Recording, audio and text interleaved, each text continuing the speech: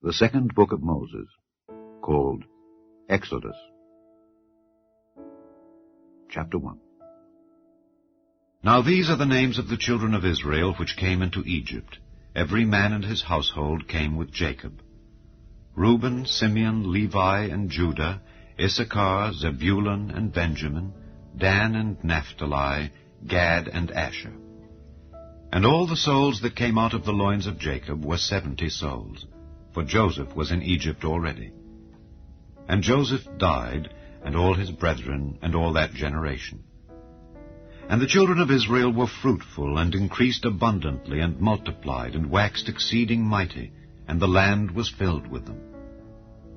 Now there arose up a new king over Egypt, which knew not Joseph. And he said unto his people, Behold, the people of the children of Israel are more and mightier than we. Come on, let us deal wisely with them, lest they multiply, and it come to pass that when there falleth out any war, they join also unto our enemies, and fight against us, and so get them up out of the land. Therefore they did set over them taskmasters, to afflict them with their burdens. And they built for Pharaoh treasure cities, Pithom and Raamses. But the more they afflicted them, the more they multiplied and grew. And they were grieved because of the children of Israel. And the Egyptians made the children of Israel to serve with rigor, and they made their lives bitter with hard bondage, in mortar and in brick, and in all manner of service in the field. All their service wherein they made them serve was with rigor. And the king of Egypt spake to the Hebrew midwives, of which the name of the one was Shiphrah, and the name of the other Pua. And he said, When ye do the office of a midwife to the Hebrew women, and see them upon the stools, if it be a son, then ye shall kill him. But if it be a daughter, then she shall live. But the midwives feared God, and did not as the king of Egypt commanded them, but saved the men children alive. And the king of Egypt called for the midwives, and said unto them, Why have ye done this thing, and have saved the men children alive? And the midwives said unto Pharaoh, Because the Hebrew women are not as the Egyptian women, for they are lively, and are delivered ere the midwives come in unto them. Therefore God dealt well with the midwives, and the people multiplied and waxed very mighty. And it came to pass, because the midwives feared God, that he made them houses. And Pharaoh charged all his people, saying, Every son that is born ye shall cast into the river, and every daughter ye shall save alive. Chapter 2. And there went a man of the house of Levi, and took to wife a daughter of Levi. And the woman conceived, and bare a son. And when she saw him that he was a goodly child, she hid him 3 months. And when she could not longer hide him, she took for him an ark of bulrushes, and daubed it with slime and with pitch, and put the child therein. And she laid it in the flags by the river's brink. And his sister stood afar off, to wit what would be done to him. And the daughter of Pharaoh came down to wash herself at the river, and her maidens walked along by the river's side. And when she saw the ark among the flags, she sent her maid to fetch it. And when she had opened it, she saw the child. And behold, the babe wept. And she had compassion on him, and said, This is one of the Hebrews' children. Then said his sister to Pharaoh's daughter, Shall I go and call to thee a nurse of the Hebrew women, that she may nurse the child for thee? And Pharaoh's daughter said to her, Go. And the maid went and called the child's mother.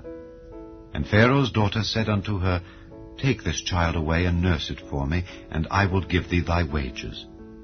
And the woman took the child, and nursed it. And the child grew, and she brought him unto Pharaoh's daughter, and he became her son. And she called his name Moses. And she said, Because I drew him out of the water. And it came to pass in those days, when Moses was grown, that he went out unto his brethren, and looked on their burdens. And he spied an Egyptian smiting an Hebrew, one of his brethren. And he looked this way and that way, and when he saw that there was no man, he slew the Egyptian, and hid him in the sand. And when he went out the second day, behold, 2 men of the Hebrews strove together. And he said to him that did the wrong, Wherefore smitest thou thy fellow? And he said, Who made thee a prince and a judge over us? Intendest thou to kill me as thou killedst the Egyptian? And Moses feared and said, Surely this thing is known. Now when Pharaoh heard this thing, he sought to slay Moses. But Moses fled from the face of Pharaoh and dwelt in the land of Midian. And he sat down by a well. Now the priest of Midian had 7 daughters, and they came and drew water, and filled the troughs to water their father's flock. And the shepherds came and drove them away. But Moses stood up and helped them, and watered their flock. And when they came to Reuel their father, he said, How is it that ye are come so soon today? And they said, An Egyptian delivered us out of the hand of the shepherds, and also drew water enough for us, and watered the flock. And he said unto his daughters, And where is he?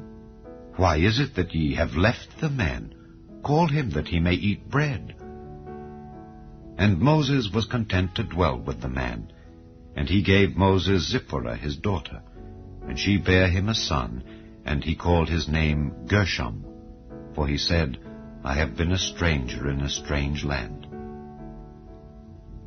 And it came to pass, in process of time, that the king of Egypt died, and the children of Israel sighed by reason of the bondage. And they cried, and their cry came up unto God by reason of the bondage. And God heard their groaning, and God remembered his covenant with Abraham, with Isaac, and with Jacob. And God looked upon the children of Israel, and God had respect unto them. Chapter 3. Now Moses kept the flock of Jethro his father-in-law, the priest of Midian. And he led the flock to the backside of the desert, and came to the mountain of God, even to Horeb. And the angel of the Lord appeared unto him in a flame of fire out of the midst of a bush. And he looked, and behold, the bush burned with fire, and the bush was not consumed. And Moses said, I will now turn aside and see this great sight, why the bush is not burnt. And when the Lord saw that he turned aside to see, God called unto him out of the midst of the bush, and said, Moses, Moses.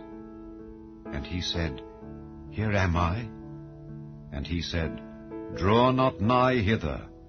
Put off thy shoes from off thy feet, for the place whereon thou standest is holy ground. Moreover he said, I am the God of thy father, the God of Abraham, the God of Isaac, and the God of Jacob. And Moses hid his face, for he was afraid to look upon God. And the Lord said, I have surely seen the affliction of my people which are in Egypt, and have heard their cry by reason of their taskmasters, for I know their sorrows. And I am come down to deliver them out of the hand of the Egyptians, and to bring them up out of that land unto a good land and a large, unto a land flowing with milk and honey, unto the place of the Canaanites and the Hittites and the Amorites and the Perizzites and the Hivites and the Jebusites. Now therefore, behold, the cry of the children of Israel is come unto me, and I have also seen the oppression wherewith the Egyptians oppress them. Come now therefore, and I will send thee unto Pharaoh, that thou mayest bring forth my people the children of Israel out of Egypt. And Moses said unto God, Who am I that I should go unto Pharaoh, and that I should bring forth the children of Israel out of Egypt? And he said, Certainly I will be with thee, and this shall be a token unto thee that I have sent thee. When thou hast brought forth the people out of Egypt, ye shall serve God upon this mountain. And Moses said unto God, Behold, when I come unto the children of Israel, and shall say unto them, The God of your fathers hath sent me unto you, and they shall say to me, What is his name? What shall I say unto them? And God said unto Moses, I am that I am. And he said, Thus shalt thou say unto the children of Israel, I am hath sent me unto you. And God said moreover unto Moses, Thus shalt thou say unto the children of Israel, The Lord God of your fathers, the God of Abraham, the God of Isaac, and the God of Jacob, hath sent me unto you. This is my name forever, and this is my memorial unto all generations. Go and gather the elders of Israel together, and say unto them, The Lord God of your fathers, the God of Abraham, of Isaac, and of Jacob, appeared unto me, saying, I have surely visited you, and seen that which is done to you in Egypt. And I have said, I will bring you up out of the affliction of Egypt unto the land of the Canaanites, and the Hittites, and the Amorites, and the Perizzites, and the Hivites, and the Jebusites, unto a land flowing with milk and honey. And they shall hearken to thy voice. And thou shalt come, thou and the elders of Israel, unto the king of Egypt. And ye shall say unto him, The Lord God of the Hebrews hath met with us. And now let us go, we beseech thee, 3 days' journey into the wilderness, that we may sacrifice to the Lord our God. And I am sure that the king of Egypt will not let you go. No, not by a mighty hand. And I will stretch out my hand, and smite Egypt with all my wonders, which I will do in the midst thereof. And after that he will let you go. And I will give this people favor in the sight of the Egyptians, and it shall come to pass that when ye go, ye shall not go empty. But every woman shall borrow of her neighbor, and of her that sojourneth in her house, jewels of silver, and jewels of gold, and raiment. And ye shall put them upon your sons and upon your daughters, and ye shall spoil the Egyptians. Chapter 4. And Moses answered and said, But behold, they will not believe me, nor hearken unto my voice. For they will say, The Lord hath not appeared unto thee. And the Lord said unto him, What is that in thine hand? And he said, A rod. And he said, Cast it on the ground. And he cast it on the ground, and it became a serpent, and Moses fled from before it. And the Lord said unto Moses, Put forth thine hand, and take it by the tail. And he put forth his hand, and caught it, and it became a rod in his hand. That they may believe that the Lord God of their fathers, the God of Abraham, the God of Isaac, and the God of Jacob, hath appeared unto thee. And the Lord said furthermore unto him, Put now thine hand into thy bosom. And he put his hand into his bosom, and when he took it out, behold, his hand was leprous as snow. And he said, Put thine hand into thy bosom again. And he put his hand into his bosom again, and plucked it out of his bosom, and behold, it was turned again as his other flesh. And it shall come to pass, if they will not believe thee, neither hearken to the voice of the first sign, that they will believe the voice of the latter sign. And it shall come to pass, if they will not believe also these 2 signs, neither hearken unto thy voice, that thou shalt take of the water of the river, and pour it upon the dry land. And the water which thou takest out of the river shall become blood upon the dry land. And Moses said unto the Lord, O my Lord, I am not eloquent, neither heretofore, nor since thou hast spoken unto thy servant, but I am slow of speech and of a slow tongue. And the Lord said unto him, Who hath made man's mouth? Or who maketh the dumb, or deaf, or the seeing, or the blind? Have not I, the Lord? Now therefore go, and I will be with thy mouth, and teach thee what thou shalt say. And he said, O my Lord, send, I pray thee, by the hand of him whom thou wilt send. And the anger of the Lord was kindled against Moses, and he said, Is not Aaron the Levite thy brother? I know that he can speak well, and also, behold, he cometh forth to meet thee. And when he seeth thee, he will be glad in his heart. And thou shalt speak unto him, and put words in his mouth, and I will be with thy mouth, and with his mouth, and will teach you what ye shall do. And he shall be thy spokesman unto the people, and he shall be, even he shall be to thee instead of a mouth, and thou shalt be to him instead of God. And thou shalt take this rod in thine hand, wherewith thou shalt do signs. And Moses went and returned to Jethro his father-in-law, and said unto him, Let me go, I pray thee, and return unto my brethren which are in Egypt, and see whether they be yet alive. And Jethro said to Moses, Go in peace. And the Lord said unto Moses in Midian, Go, return into Egypt, for all the men are dead which sought thy life. And Moses took his wife and his sons, and set them upon an ass, and he returned to the land of Egypt. And Moses took the rod of God in his hand.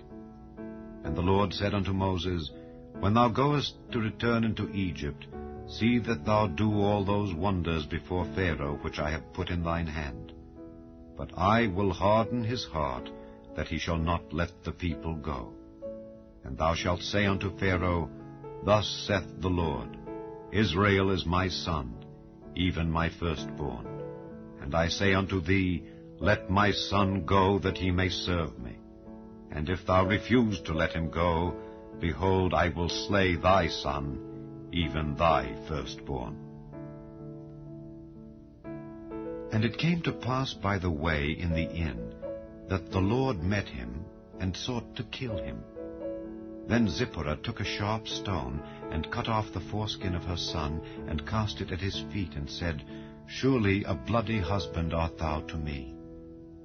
So he let him go. Then she said, A bloody husband thou art because of the circumcision. And the Lord said to Aaron, Go into the wilderness to meet Moses. And he went and met him in the mount of God, and kissed him. And Moses told Aaron all the words of the Lord who had sent him, and all the signs which he had commanded him. And Moses and Aaron went and gathered together all the elders of the children of Israel. And Aaron spake all the words which the Lord had spoken unto Moses, and did the signs in the sight of the people. And the people believed. And when they heard that the Lord had visited the children of Israel, and that he had looked upon their affliction, then they bowed their heads and worshipped. Chapter 5. And afterward Moses and Aaron went in and told Pharaoh, Thus saith the Lord God of Israel, Let my people go, that they may hold a feast unto me in the wilderness. And Pharaoh said, Who is the Lord, that I should obey his voice to let Israel go? I know not the Lord, neither will I let Israel go. And they said, The God of the Hebrews hath met with us. Let us go, we pray thee, 3 days' journey into the desert, and sacrifice unto the Lord our God, lest he fall upon us with pestilence or with the sword. And the king of Egypt said unto them, Wherefore do ye, Moses and Aaron, let the people from their works? Get you unto your burdens. And Pharaoh said, Behold, the people of the land now are many, and ye make them rest from their burdens. And Pharaoh commanded the same day the taskmasters of the people and their officers, saying, Ye shall no more give the people straw to make brick as heretofore. Let them go and gather straw for themselves. And the tale of the bricks which they did make heretofore ye shall lay upon them. Ye shall not diminish aught thereof. For they be idle. Therefore they cry, saying, Let us go and sacrifice to our God. Let their more work be laid upon the men, that they may labor therein, and let them not regard vain words. And the taskmasters of the people went out, and their officers, and they spake to the people, saying, Thus saith Pharaoh, I will not give you straw. Go ye, get you straw where ye can find it, yet not aught of your work shall be diminished. So the people were scattered abroad throughout all the land of Egypt, to gather stubble instead of straw. And the taskmasters hasted them, saying, Fulfill your works, your daily tasks, as when there was straw. And the officers of the children of Israel, which Pharaoh's taskmasters had set over them, were beaten, and demanded, Wherefore have ye not fulfilled your task in making brick both yesterday and today as heretofore? Then the officers of the children of Israel came and cried unto Pharaoh, saying, Wherefore dealest thou thus with thy servants? There is no straw given unto thy servants, and they say to us, Make brick. And behold, thy servants are beaten. But the fault is in thine own people. But he said, Ye are idle, ye are idle. Therefore ye say, Let us go and do sacrifice to the Lord. Go therefore now and work. For there shall no straw be given you, yet shall ye deliver the tale of bricks. And the officers of the children of Israel did see that they were in evil case, after it was said, Ye shall not minish aught from your bricks of your daily task. And they met Moses and Aaron, who stood in the way, as they came forth from Pharaoh, and they said unto them, The Lord look upon you and judge. Because ye have made our savor to be abhorred in the eyes of Pharaoh and in the eyes of his servants, to put a sword in their hand to slay us. And Moses returned unto the Lord and said, Lord, wherefore hast thou so evil entreated this people? Why is it that thou hast sent me? For since I came to Pharaoh to speak in thy name, he hath done evil to this people. Neither hast thou delivered thy people at all. Chapter 6. Then the Lord said unto Moses, Now shalt thou see what I will do to Pharaoh. For with a strong hand shall he let them go, and with a strong hand shall he drive them out of his land. And God spake unto Moses, and said unto him, I am the Lord, and I appeared unto Abraham, unto Isaac, and unto Jacob by the name of God Almighty, but by my name Jehovah was I not known to them. And I have also established my covenant with them, to give them the land of Canaan, the land of their pilgrimage, wherein they were strangers. And I have also heard the groaning of the children of Israel, whom the Egyptians keep in bondage, and I have remembered my covenant. Wherefore say unto the children of Israel, I am the Lord, and I will bring you out from under the burdens of the Egyptians, and I will rid you out of their bondage, and I will redeem you with a stretched out arm, and with great judgments. And I will take you to me for a people, and I will be to you a God. And ye shall know that I am the Lord your God, which bringeth you out from under the burdens of the Egyptians. And I will bring you in unto the land concerning the which I did swear to give it to Abraham, to Isaac, and to Jacob. And I will give it you for an heritage. I am the Lord. And Moses spake so unto the children of Israel, but they hearkened not unto Moses for anguish of spirit and for cruel bondage. And the Lord spake unto Moses, saying, Go in, speak unto Pharaoh king of Egypt, that he let the children of Israel go out of his land. And Moses spake before the Lord, saying, Behold, the children of Israel have not hearkened unto me. How then shall Pharaoh hear me, who am of uncircumcised lips? And the Lord spake unto Moses and unto Aaron, and gave them a charge unto the children of Israel and unto Pharaoh king of Egypt, to bring the children of Israel out of the land of Egypt. These be the heads of their fathers' houses. The sons of Reuben, the firstborn of Israel, Hanok, and Palu, Hezron, and Carmi. These be the families of Reuben. And the sons of Simeon, Jemuel, and Jamin, and Ohad, and Jachin, and Zohar, and Shaul, the son of a Canaanitish woman. These are the families of Simeon. And these are the names of the sons of Levi according to their generations, Gershon, and Kohath, and Merari. And the years of the life of Levi were 137 years. The sons of Gershon, Libni and Shimei, according to their families. And the sons of Kohath, Amram, and Izhar, and Hebron, and Uzziel. And the years of the life of Kohath were 133 years. And the sons of Merari, Mahali, and Mushi. These are the families of Levi according to their generations. And Amram took him Jochebed, his father's sister, to wife, and she bare him Aaron and Moses. And the years of the life of Amram were 137 years. And the sons of Izhar, Korah, and Nepheg, and Zikri. And the sons of Uzziel, Mishael, and Elzaphan, and Zithri.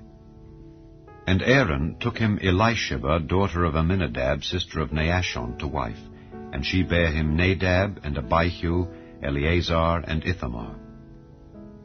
And the sons of Korah, Assir, and Elkanah, and Abiasaph. These are the families of the Korhites. And Eleazar, Aaron's son, took him one of the daughters of Putiel to wife, and she bare him Phinehas. These are the heads of the fathers of the Levites according to their families. These are that Aaron and Moses, to whom the Lord said, Bring out the children of Israel from the land of Egypt according to their armies. These are they which spake to Pharaoh king of Egypt, to bring out the children of Israel from Egypt. These are that Moses and Aaron. And it came to pass on the day when the Lord spake unto Moses in the land of Egypt, that the Lord spake unto Moses, saying, I am the Lord. Speak thou unto Pharaoh king of Egypt all that I say unto thee. And Moses said before the Lord, Behold, I am of uncircumcised lips, and how shall Pharaoh hearken unto me? Chapter 7. And the Lord said unto Moses, See, I have made thee a god to Pharaoh, and Aaron thy brother shall be thy prophet. Thou shalt speak all that I command thee, and Aaron thy brother shall speak unto Pharaoh, that he send the children of Israel out of his land. And I will harden Pharaoh's heart, and multiply my signs and my wonders in the land of Egypt. But Pharaoh shall not hearken unto you, that I may lay my hand upon Egypt, and bring forth mine armies and my people, the children of Israel, out of the land of Egypt, by great judgments. And the Egyptians shall know that I am the Lord, when I stretch forth mine hand upon Egypt, and bring out the children of Israel from among them. And Moses and Aaron did as the Lord commanded them. So did they. And Moses was 80 years old, and Aaron 83 years old, when they spake unto Pharaoh. And the Lord spake unto Moses and unto Aaron, saying, When Pharaoh shall speak unto you, saying, Show a miracle for you, then thou shalt say unto Aaron, Take thy rod, and cast it before Pharaoh, and it shall become a serpent. And Moses and Aaron went in unto Pharaoh, and they did so as the Lord had commanded. And Aaron cast down his rod before Pharaoh and before his servants, and it became a serpent. Then Pharaoh also called the wise men and the sorcerers. Now the magicians of Egypt, they also did in like manner with their enchantments. For they cast down every man his rod, and they became serpents. But Aaron's rod swallowed up their rods. And he hardened Pharaoh's heart, that he hearkened not unto them, as the Lord had said. And the Lord said unto Moses, Pharaoh's heart is hardened, he refuseth to let the people go. Get thee unto Pharaoh in the morning. Lo, he goeth out unto the water, and thou shalt stand by the river's brink against he come. And the rod which was turned to a serpent shalt thou take in thine hand. And thou shalt say unto him, The Lord God of the Hebrews hath sent me unto thee, saying, Let my people go, that they may serve me in the wilderness. And behold, hitherto thou wouldest not hear. Thus saith the Lord, In this thou shalt know that I am the Lord. Behold, I will smite with the rod that is in mine hand upon the waters which are in the river, and they shall be turned to blood, and the fish that is in the river shall die, and the river shall stink, and the Egyptians shall loathe to drink of the water of the river. And the Lord spake unto Moses, Say unto Aaron, Take thy rod, and stretch out thine hand upon the waters of Egypt, upon their streams, upon their rivers, and upon their ponds, and upon all their pools of water, that they may become blood, and that there may be blood throughout all the land of Egypt, both in vessels of wood and in vessels of stone. And Moses and Aaron did so as the Lord commanded. And he lifted up the rod, and smote the waters that were in the river in the sight of Pharaoh and in the sight of his servants, and all the waters that were in the river were turned to blood, and the fish that was in the river died, and the river stank, and the Egyptians could not drink of the water of the river, and there was blood throughout all the land of Egypt. And the magicians of Egypt did so with their enchantments. And Pharaoh's heart was hardened, neither did he hearken unto them, as the Lord had said. And Pharaoh turned and went into his house, neither did he set his heart to this also. And all the Egyptians digged round about the river for water to drink, for they could not drink of the water of the river. And 7 days were fulfilled after that the Lord had smitten the river. Chapter 8. And the Lord spake unto Moses, Go unto Pharaoh, and say unto him, Thus saith the Lord, Let my people go, that they may serve me.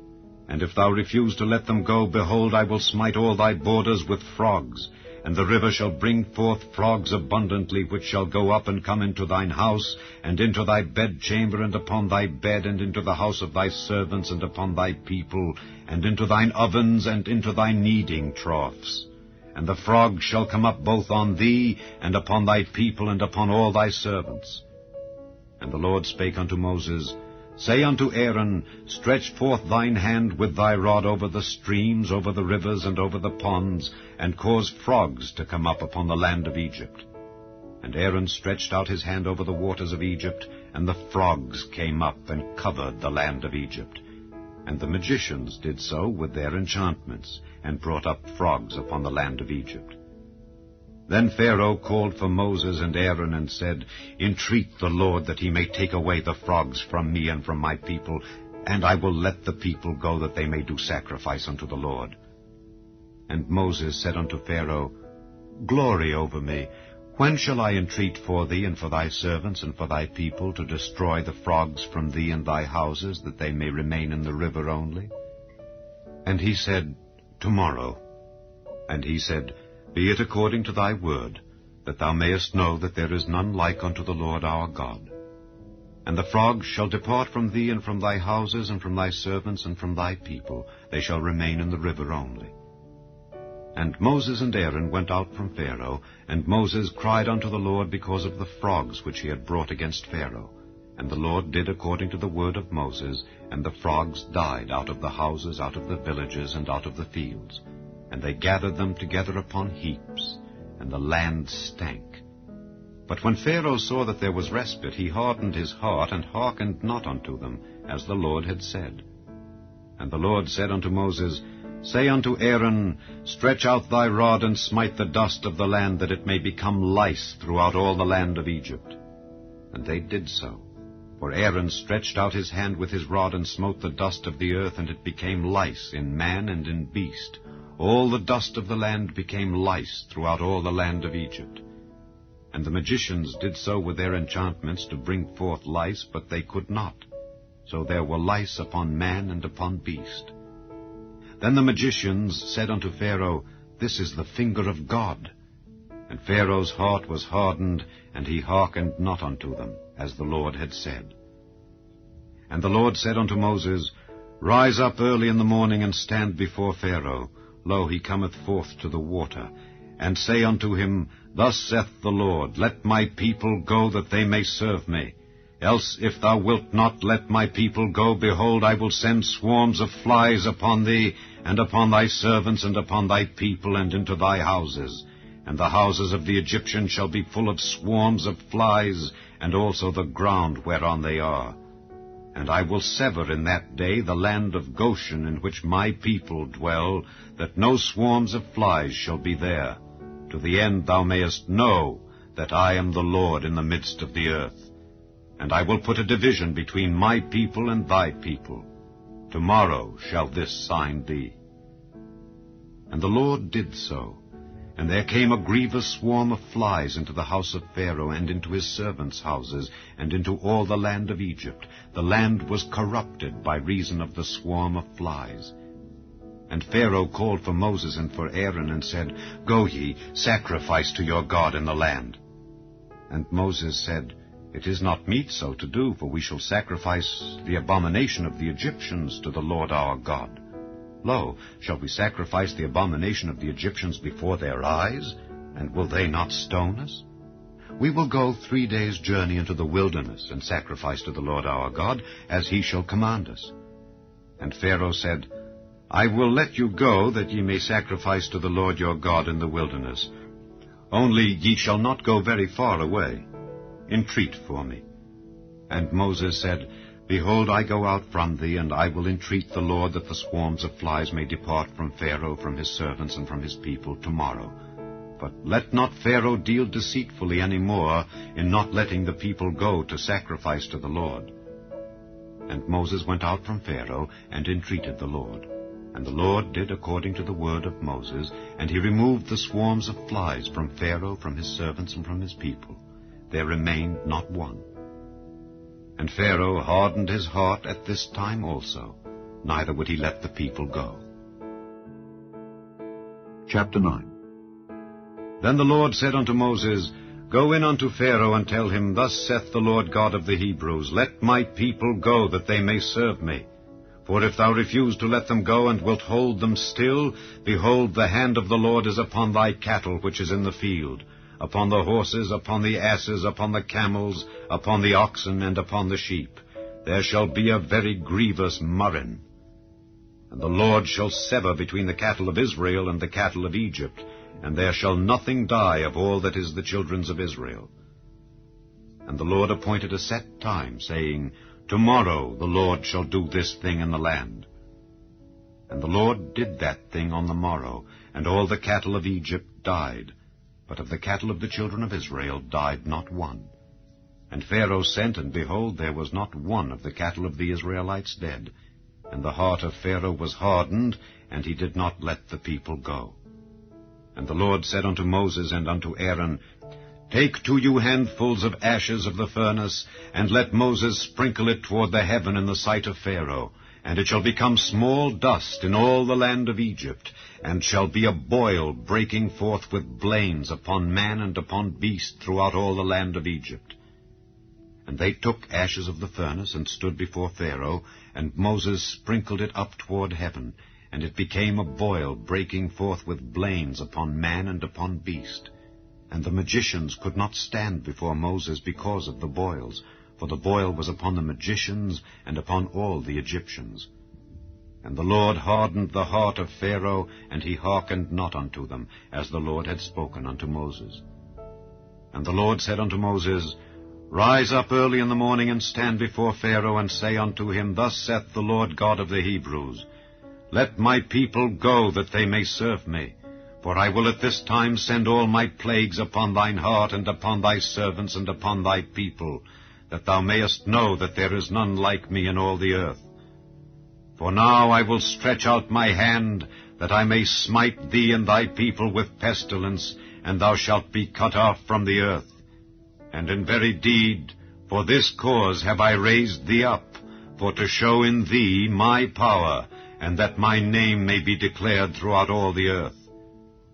As yet exaltest thou thyself against my people, that thou wilt not let them go? Behold, tomorrow about this time I will cause it to rain a very grievous hail, such as hath not been in Egypt since the foundation thereof even until now. Send therefore now, and gather thy cattle and all that thou hast in the field, for upon every man and beast which shall be found in the field, and shall not be brought home, the hail shall come down upon them, and they shall die. He that feared the word of the Lord among the servants of Pharaoh made his servants and his cattle flee into the houses, and he that regarded not the word of the Lord left his servants and his cattle in the field. And the Lord said unto Moses, Stretch forth thine hand toward heaven, that there may be hail in all the land of Egypt, upon man and upon beast, and upon every herb of the field throughout the land of Egypt. And Moses stretched forth his rod toward heaven, and the Lord sent thunder and hail, and the fire ran along upon the ground, and the Lord rained hail upon the land of Egypt. So there was hail and fire mingled with the hail, very grievous, such as there was none like it in all the land of Egypt since it became a nation. And the hail smote throughout all the land of Egypt all that was in the field, both man and beast. And the hail smote every herb of the field, and brake every tree of the field. Only in the land of Goshen, where the children of Israel were, was there no hail. And Pharaoh sent and called for Moses and Aaron, and said unto them, I have sinned this time. The Lord is righteous, and I and my people are wicked. Entreat the Lord, for it is enough, that there be no more mighty thunderings and hail, and I will let you go, and ye shall stay no longer. And Moses said unto him, As soon as I am gone out of the city, I will spread abroad my hands unto the Lord, and the thunder shall cease, neither shall there be any more hail, that thou mayest know how that the earth is the Lord's. But as for thee and thy servants, I know that ye will not yet fear the Lord God. And the flax and the barley was smitten, for the barley was in the ear, and the flax was bold. But the wheat and the rye were not smitten, for they were not grown up. And Moses went out of the city from Pharaoh, and spread abroad his hands unto the Lord. And the thunders and hail ceased, and the rain was not poured upon the earth. And when Pharaoh saw that the rain and the hail and the thunders were ceased, he sinned yet more, and hardened his heart, he and his servants. And the heart of Pharaoh was hardened, neither would he let the children of Israel go, as the Lord had spoken by Moses. Chapter 10. And the Lord said unto Moses, Go in unto Pharaoh, for I have hardened his heart and the heart of his servants, that I might show these my signs before him. and that thou mayest tell in the ears of thy son and of thy son's son what things I have wrought in Egypt, and my signs which I have done among them, that ye may know how that I am the Lord. And Moses and Aaron came in unto Pharaoh, and said unto him, Thus saith the Lord God of the Hebrews, How long wilt thou refuse to humble thyself before me? Let my people go, that they may serve me.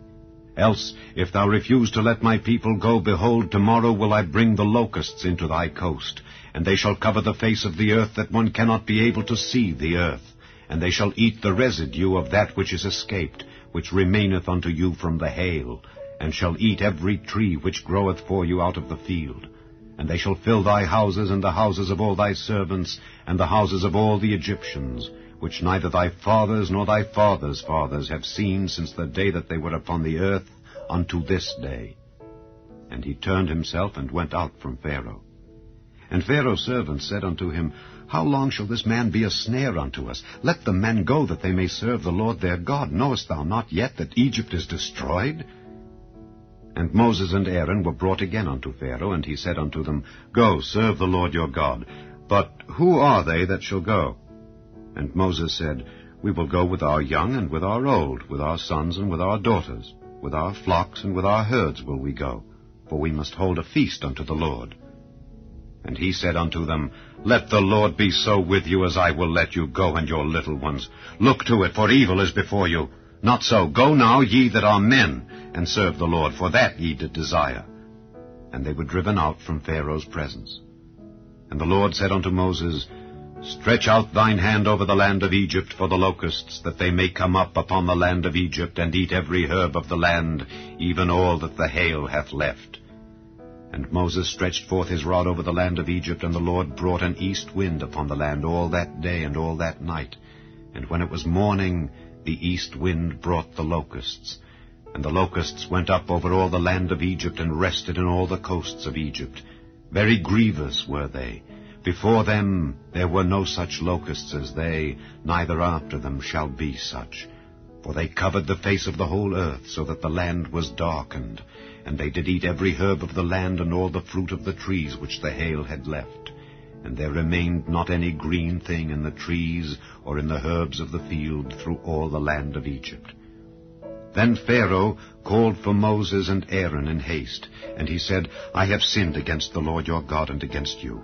Now therefore forgive, I pray thee, my sin only this once, and entreat the Lord your God that he may take away from me this death only. And he went out from Pharaoh and entreated the Lord. And the Lord turned a mighty strong west wind, which took away the locusts and cast them into the Red Sea. There remained not one locust in all the coasts of Egypt. But the Lord hardened Pharaoh's heart, so that he would not let the children of Israel go. And the Lord said unto Moses, Stretch out thine hand toward heaven, that there may be darkness over the land of Egypt, even darkness which may be felt. And Moses stretched forth his hand toward heaven, and there was a thick darkness in all the land of Egypt 3 days. They saw not one another, neither rose any from his place for 3 days.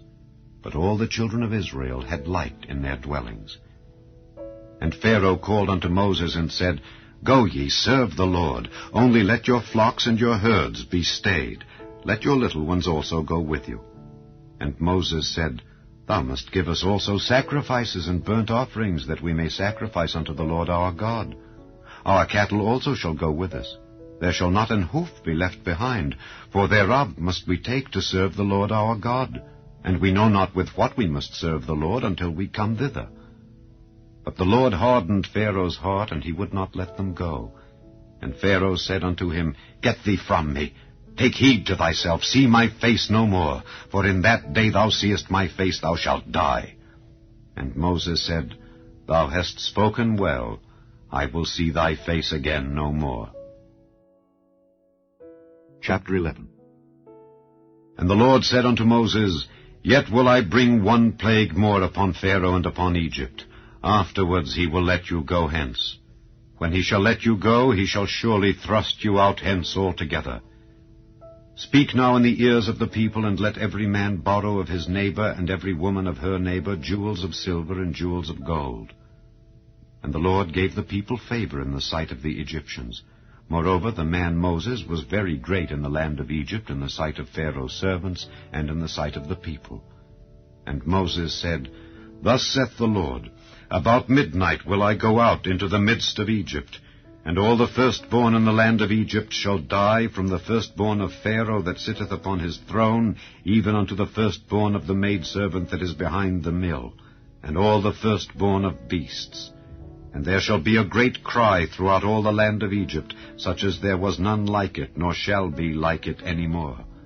But against any of the children of Israel shall not a dog move his tongue against man or beast, that ye may know how that the Lord doth put a difference between the Egyptians and Israel. And all these thy servants shall come down unto me, and bow down themselves unto me, saying, Get thee out, and all the people that follow thee. And after that I will go out. And he went out from Pharaoh in a great anger. And the Lord said unto Moses, Pharaoh shall not hearken unto you, that my wonders may be multiplied in the land of Egypt. And Moses and Aaron did all these wonders before Pharaoh. And the Lord hardened Pharaoh's heart, so that he would not let the children of Israel go out of his land. Chapter 12. And the Lord spake unto Moses and Aaron in the land of Egypt, saying, This month shall be unto you the beginning of months. It shall be the first month of the year to you. Speak ye unto all the congregation of Israel, saying, In the 10th day of this month they shall take to them every man a lamb according to the house of their fathers, a lamb for an house. And if the household be too little for the lamb, let him and his neighbor next unto his house take it according to the number of the souls. Every man according to his eating shall make your count for the lamb. Your lamb shall be without blemish, a male of the first year. Ye shall take it out from the sheep or from the goats. And ye shall keep it up until the 14th day of the same month. And the whole assembly of the congregation of Israel shall kill it in the evening. And they shall take of the blood, and strike it on the 2 side posts, and on the upper doorpost of the houses wherein they shall eat it. And they shall eat the flesh in that night, roast with fire, and unleavened bread, and with bitter herbs they shall eat it. Eat not of it raw, nor sodden at all with water, but roast with fire, his head with his legs, and with the purtenance thereof. And ye shall let nothing of it remain until the morning, and that which remaineth of it until the morning ye shall burn with fire. And thus shall ye eat it, with your loins girded, your shoes on your feet, and your staff in your hand, and ye shall eat it in haste. It is the Lord's Passover. For I will pass through the land of Egypt this night, and will smite all the firstborn in the land of Egypt, both man and beast. And against all the gods of Egypt I will execute judgment. I am the Lord. And the blood shall be to you for a token upon the houses where ye are. And when I see the blood, I will pass over you, and the plague shall not be upon you to destroy you when I smite the land of Egypt. And this day shall be unto you for a memorial, and ye shall keep it a feast to the Lord throughout your generations. Ye shall keep it a feast by an ordinance forever. 7 days shall ye eat unleavened bread. Even the first day ye shall put away leaven out of your houses. For whosoever eateth leavened bread from the first day until the 7th day, that soul shall be cut off from Israel.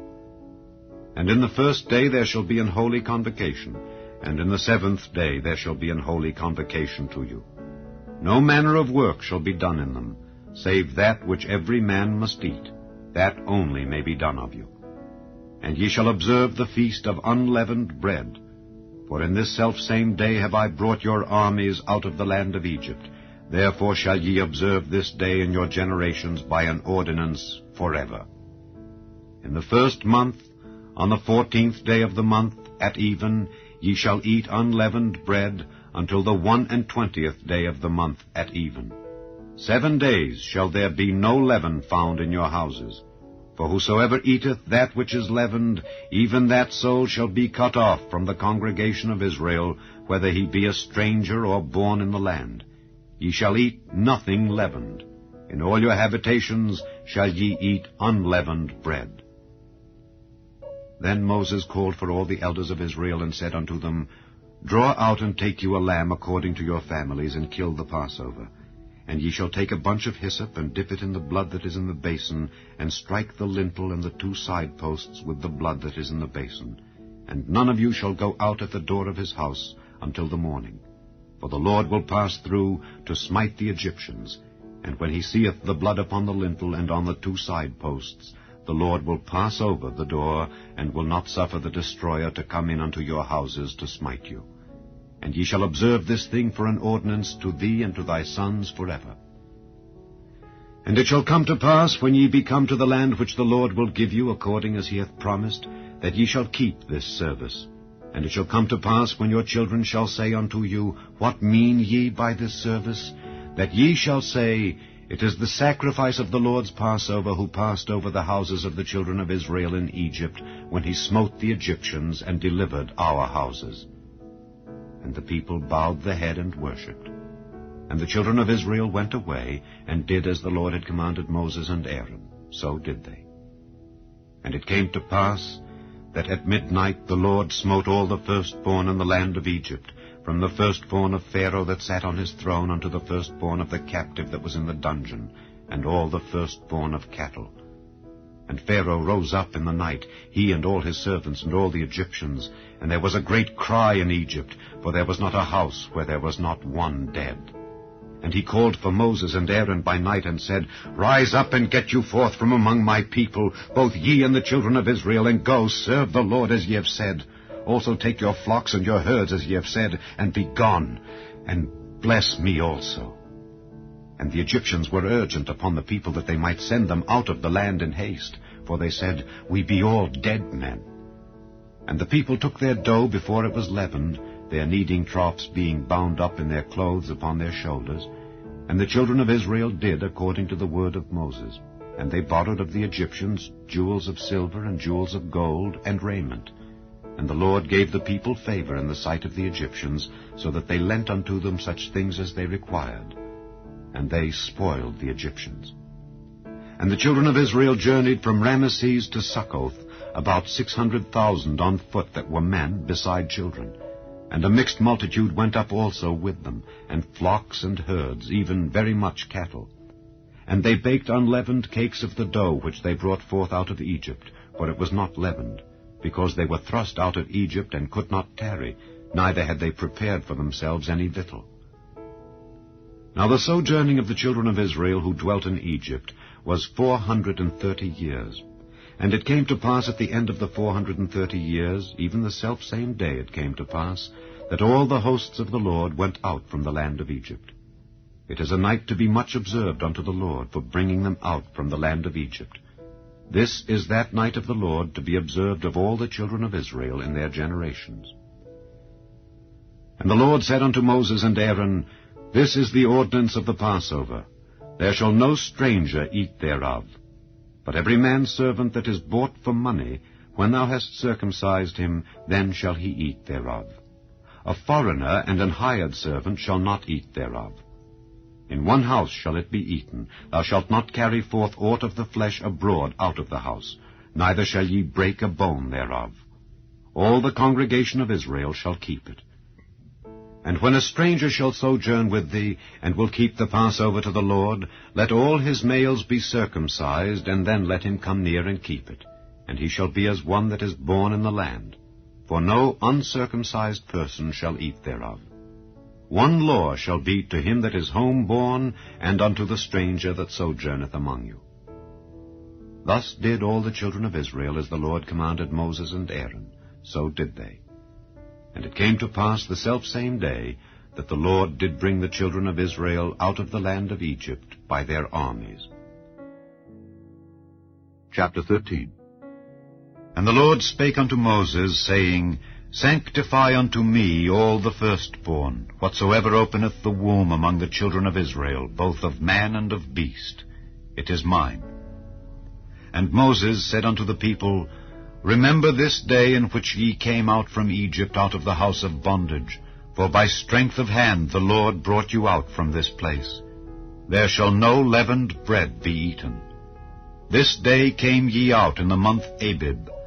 And it shall be, when the Lord shall bring thee into the land of the Canaanites, and the Hittites, and the Amorites, and the Hivites, and the Jebusites, which he sware unto thy fathers to give thee, a land flowing with milk and honey, that thou shalt keep this service in this month. 7 days thou shalt eat unleavened bread, and in the 7th day shall be a feast to the Lord. Unleavened bread shall be eaten 7 days, and there shall no leavened bread be seen with thee, neither shall there be leaven seen with thee in all thy quarters. And thou shalt show thy son in that day, saying, This is done because of that which the Lord did unto me when I came forth out of Egypt. And it shall be for a sign unto thee upon thine hand, and for a memorial between thine eyes, that the Lord's law may be in thy mouth. For with a strong hand hath the Lord brought thee out of Egypt. Thou shalt therefore keep this ordinance in his season from year to year. And it shall be, when the Lord shall bring thee into the land of the Canaanites, as he sware unto thee and to thy fathers, and shall give it thee, that thou shalt set apart unto the Lord all that openeth the matrix, and every firstling that cometh of a beast which thou hast. The males shall be the Lord's. And every firstling of an ass thou shalt redeem with a lamb, and if thou wilt not redeem it, then thou shalt break his neck. And all the firstborn of man among thy children shalt thou redeem. And it shall be, when thy son asketh thee in time to come, saying, What is this? That thou shalt say unto him, By strength of hand the Lord brought us out from Egypt, from the house of bondage. And it came to pass, when Pharaoh would hardly let us go, that the Lord slew all the firstborn in the land of Egypt, both the firstborn of man and the firstborn of beast. Therefore I sacrifice to the Lord all that openeth the matrix, being males. But all the firstborn of my children I redeem. And it shall be for a token upon thine hand, and for frontlets between thine eyes.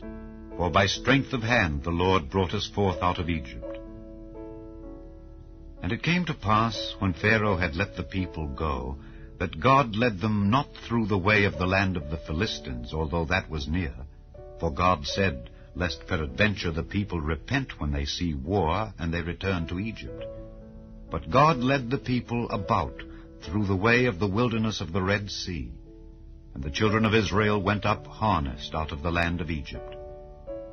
And Moses took the bones of Joseph with him, for he had straitly sworn the children of Israel, saying, God will surely visit you, and ye shall carry up my bones away hence with you.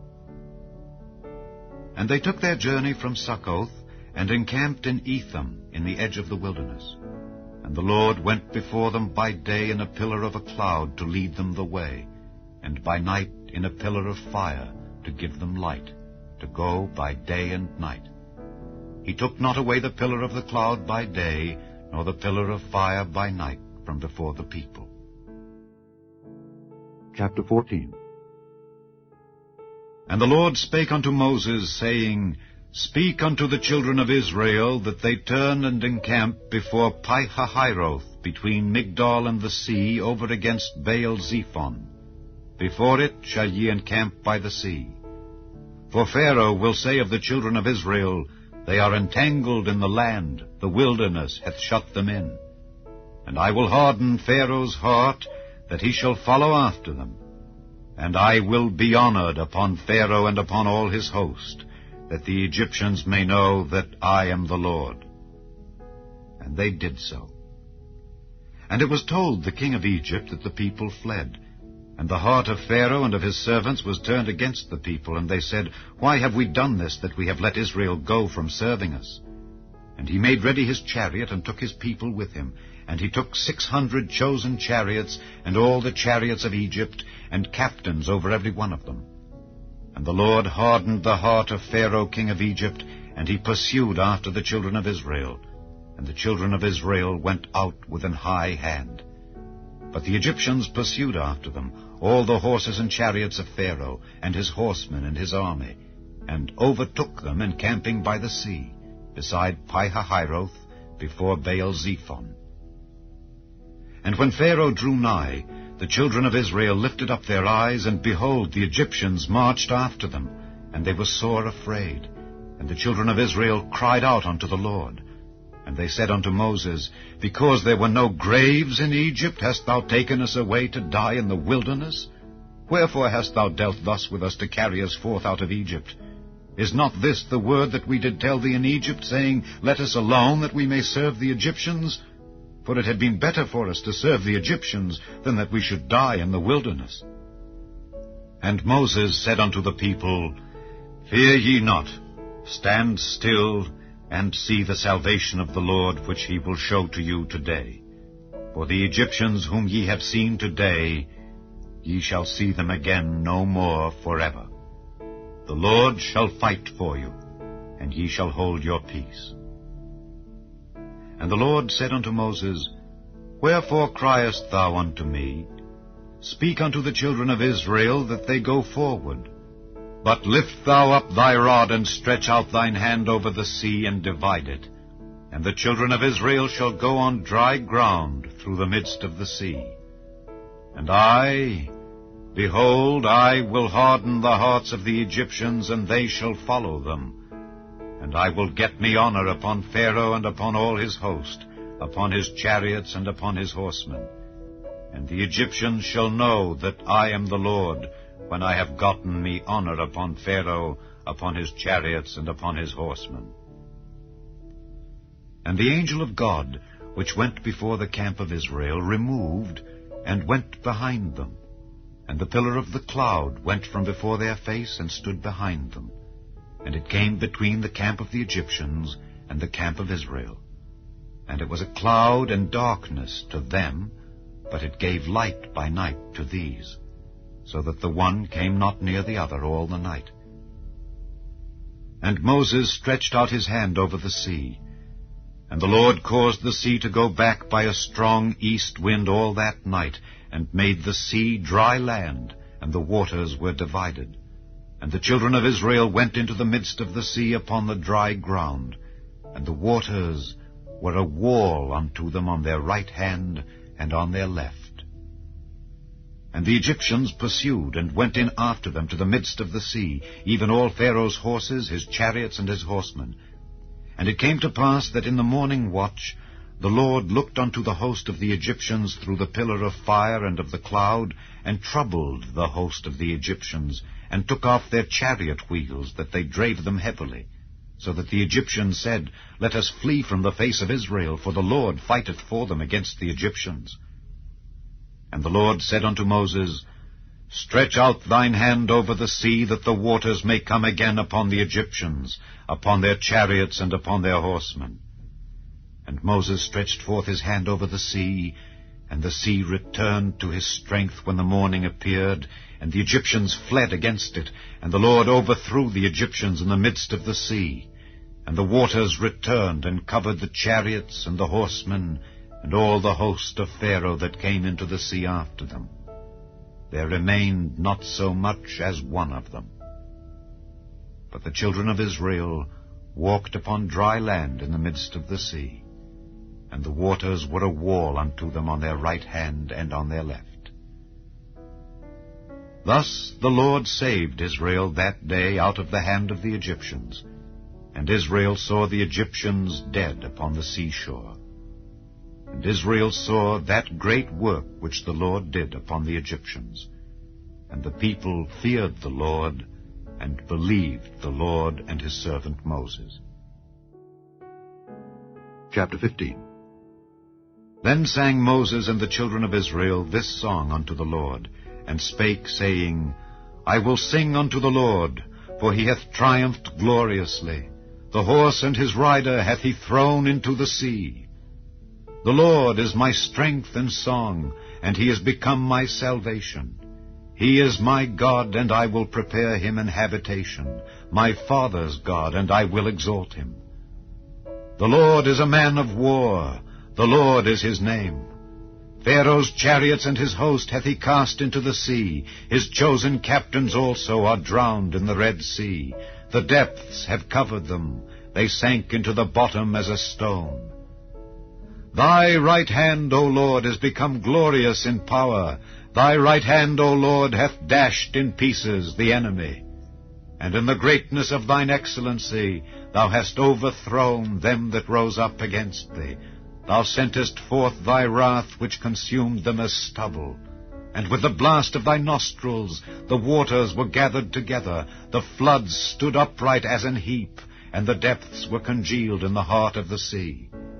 The enemy said, I will pursue, I will overtake, I will divide the spoil. My lust shall be satisfied upon them. I will draw my sword, my hand shall destroy them. Thou didst blow with thy wind, the sea covered them. They sank as lead in the mighty waters. Who is like unto thee, O Lord, among the gods? Who is like thee, glorious in holiness, fearful in praises, doing wonders? Thou stretchedst out thy right hand, the earth swallowed them. Thou in thy mercy hast led forth the people which thou hast redeemed. Thou hast guided them in thy strength unto thy holy habitation. The people shall hear and be afraid. Sorrow shall take hold on the inhabitants of Palestina. Then the dukes of Edom shall be amazed. The mighty men of Moab trembling shall take hold upon them. All the inhabitants of Canaan shall melt away. Fear and dread shall fall upon them. By the greatness of thine arm they shall be as still as a stone, till thy people pass over, O Lord, till the people pass over which thou hast purchased. Thou shalt bring them in, and plant them in the mountain of thine inheritance. In the place, O Lord, which thou hast made for thee to dwell in the sanctuary, O Lord, which thy hands have established. The Lord shall reign forever and ever. For the horse of Pharaoh went in with his chariots and with his horsemen into the sea, and the Lord brought again the waters of the sea upon them. But the children of Israel went on dry land in the midst of the sea. And Miriam, the prophetess, the sister of Aaron, took a timbrel in her hand, and all the women went out after her with timbrels and with dances. And Miriam answered them, Sing ye to the Lord, for he hath triumphed gloriously. The horse and his rider hath he thrown into the sea. So Moses brought Israel from the Red Sea, and they went out into the wilderness of Shur. And they went 3 days in the wilderness, and found no water. And when they came to Merah, they could not drink of the waters of Merah, for they were bitter. Therefore the name of it was called Merah. And the people murmured against Moses, saying, What shall we drink? And he cried unto the Lord, and the Lord showed him a tree, which when he had cast into the waters were made sweet. There he made for them a statute and an ordinance, and there he proved them, and said, If thou wilt diligently hearken to the voice of the Lord thy God, and wilt do that which is right in his sight, and wilt give ear to his commandments, and keep all his statutes, I will put none of these diseases upon thee, which I have brought upon the Egyptians. For I am the Lord that healeth thee. And they came to Elim, where were 12 wells of water, and 70 palm trees. And they encamped there by the waters. Chapter 16. And they took their journey from Elim, and all the congregation of the children of Israel came unto the wilderness of Sin, which is between Elim and Sinai, on the 15th day of the 2nd month after their departing out of the land of Egypt. And the whole congregation of the children of Israel murmured against Moses and Aaron in the wilderness. And the children of Israel said unto them, Would to God we had died by the hand of the Lord in the land of Egypt, when we sat by the flesh pots, and when we did eat bread to the full. For ye have brought us forth into this wilderness to kill this whole assembly with hunger.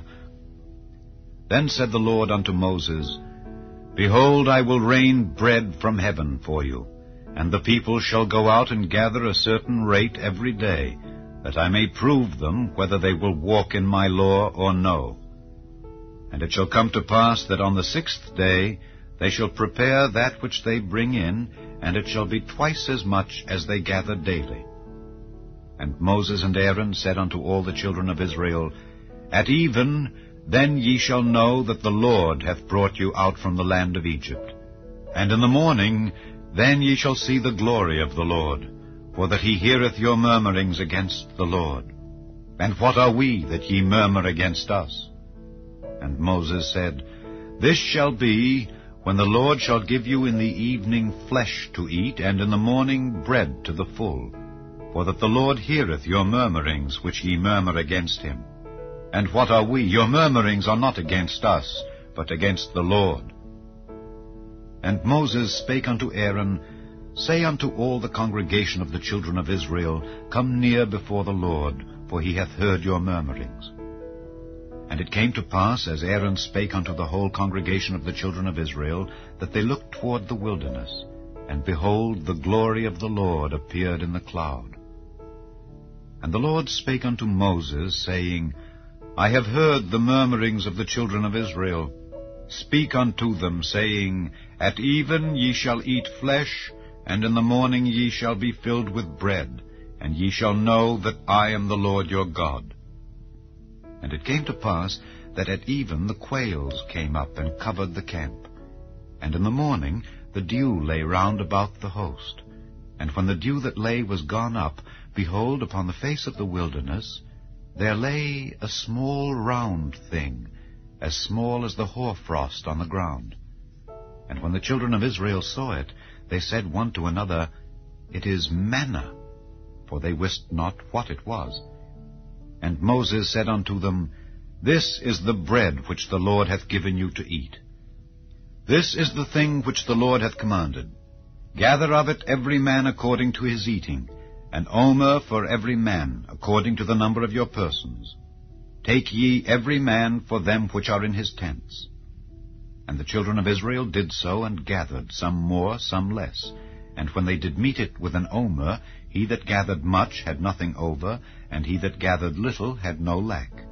They gathered every man according to his eating. And Moses said, Let no man leave of it till the morning. Notwithstanding, they hearkened not unto Moses, but some of them left of it until the morning, and it bred worms and stank.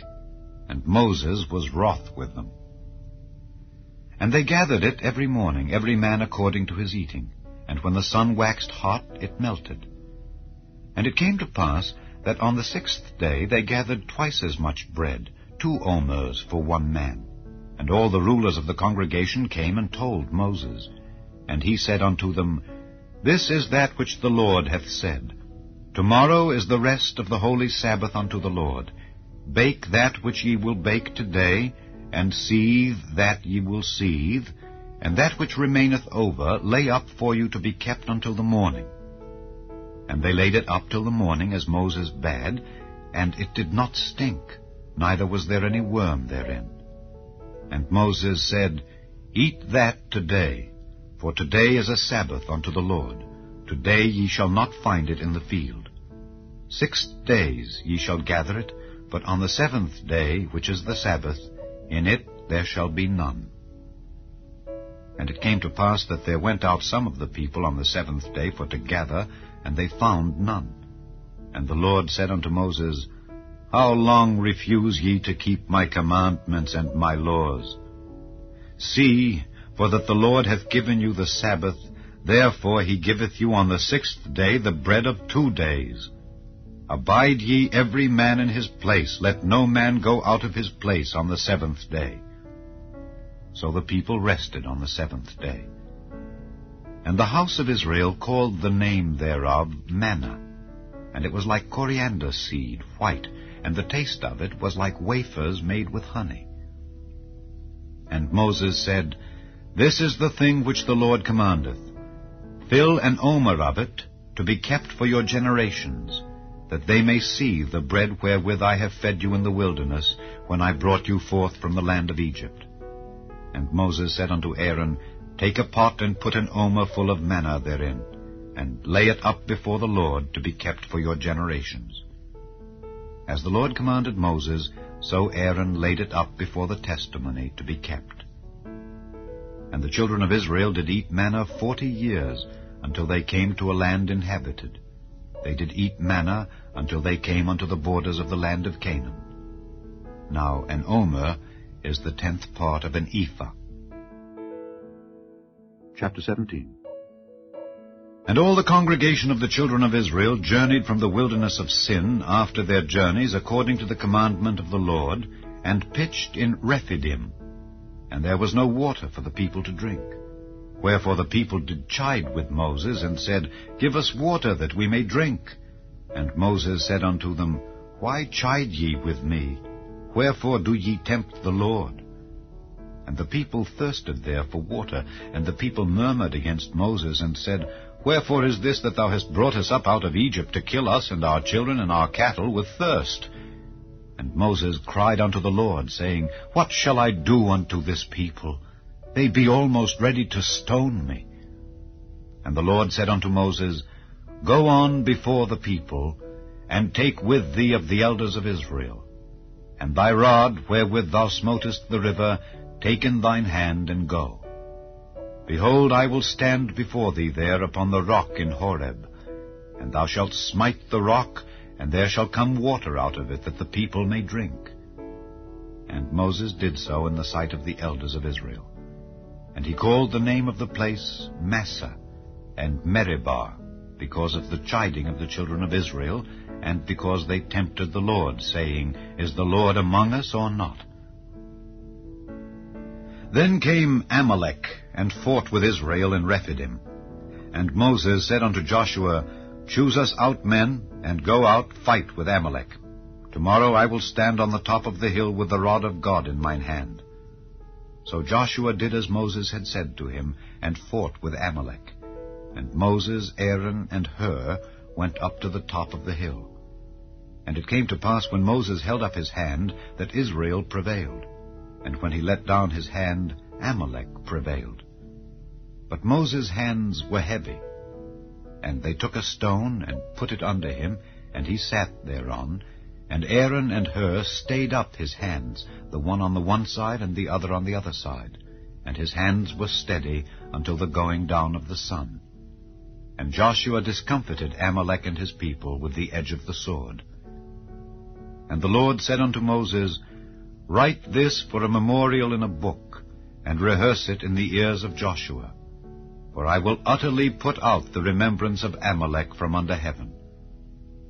And Moses built an altar, and called the name of it Jehovah Nissi.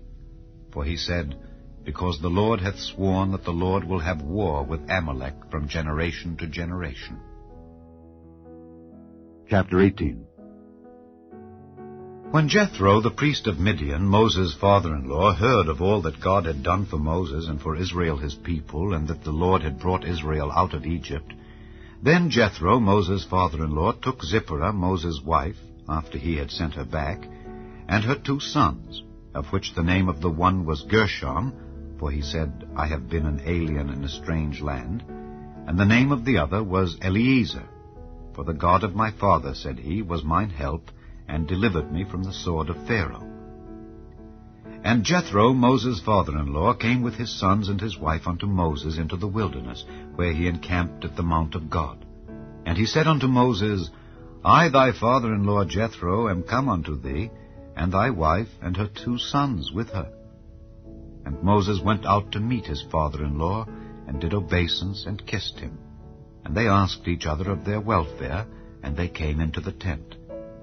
And Moses told his father-in-law all that the Lord had done unto Pharaoh and to the Egyptians for Israel's sake, and all the travail that had come upon them by the way, and how the Lord delivered them.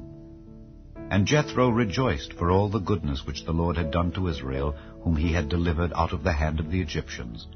And Jethro said, Blessed be the Lord, who hath delivered you out of the hand of the Egyptians and out of the hand of Pharaoh, who hath delivered the people from under the hand of the Egyptians. Now I know that the Lord is greater than all gods, for in the thing wherein they dealt proudly, he was above them. And Jethro, Moses' father-in-law, took a burnt offering and sacrifices for God. And Aaron came, and all the elders of Israel, to eat bread with Moses' father-in-law before God. And it came to pass on the morrow that Moses sat to judge the people. And the people stood by Moses from the morning unto the evening. And when Moses' father-in-law saw all that he did to the people, he said, What is this thing that thou doest to the people?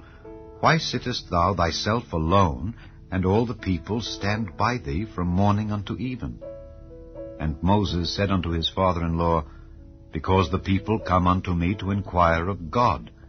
When they have a matter, they come unto me, and I judge between one and another, and I do make them know the statutes of God and his laws. And Moses' father-in-law said unto him, The thing that thou doest is not good. Thou wilt surely wear away, both thou and this people that is with thee, for this thing is too heavy for thee. Thou art not able to perform it thyself alone. Hearken now unto my voice. I will give thee counsel, and God shall be with thee. Be thou for the people to Godward, that thou mayest bring the causes unto God. And thou shalt teach them ordinances and laws, and shalt show them the way wherein they must walk, and the work that they must do. Moreover, thou shalt provide out of all the people able men, such as fear God, men of truth, hating covetousness, and place such over them to be rulers of thousands, and rulers of hundreds, rulers of 50s, and rulers of 10s. And let them judge the people at all seasons. And it shall be that every great matter they shall bring unto thee, but every small matter they shall judge. So shall it be easier for thyself, and they shall bear the burden with thee. If thou shalt do this thing, and God command thee so, then thou shalt be able to endure, and all this people shall also go to their place in peace. So Moses hearkened to the voice of his father-in-law, and did all that he had said. And Moses chose able men out of all Israel, and made them heads over the people, rulers of thousands, rulers of hundreds, rulers of 50s, and rulers of 10s. And they judged the people at all seasons. The hard causes they brought unto Moses, but every small matter they judged themselves. And Moses let his father-in-law depart, and he went his way into his own land.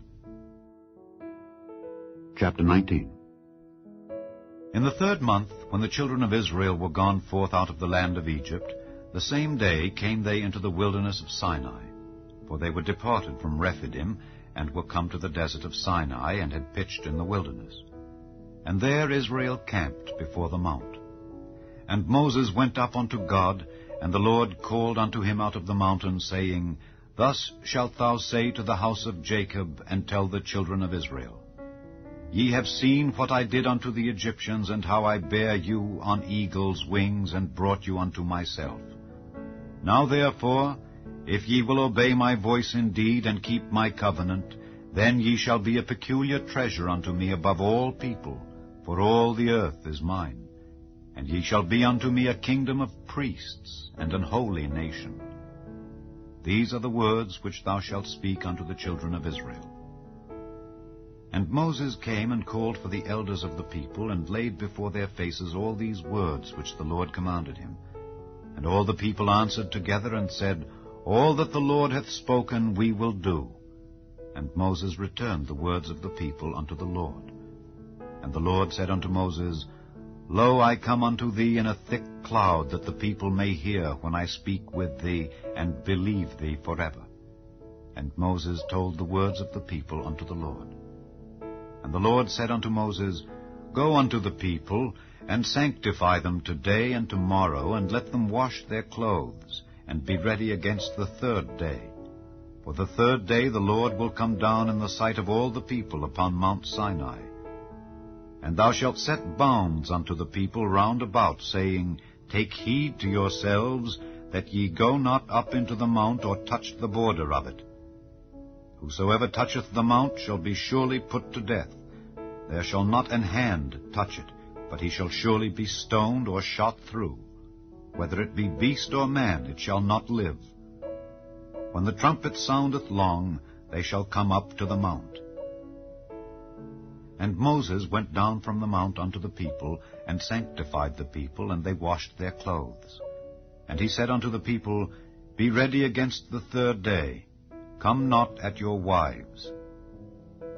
And it came to pass on the 3rd day in the morning, that there were thunders and lightnings, and a thick cloud upon the mount, and the voice of the trumpet exceeding loud, so that all the people that was in the camp trembled.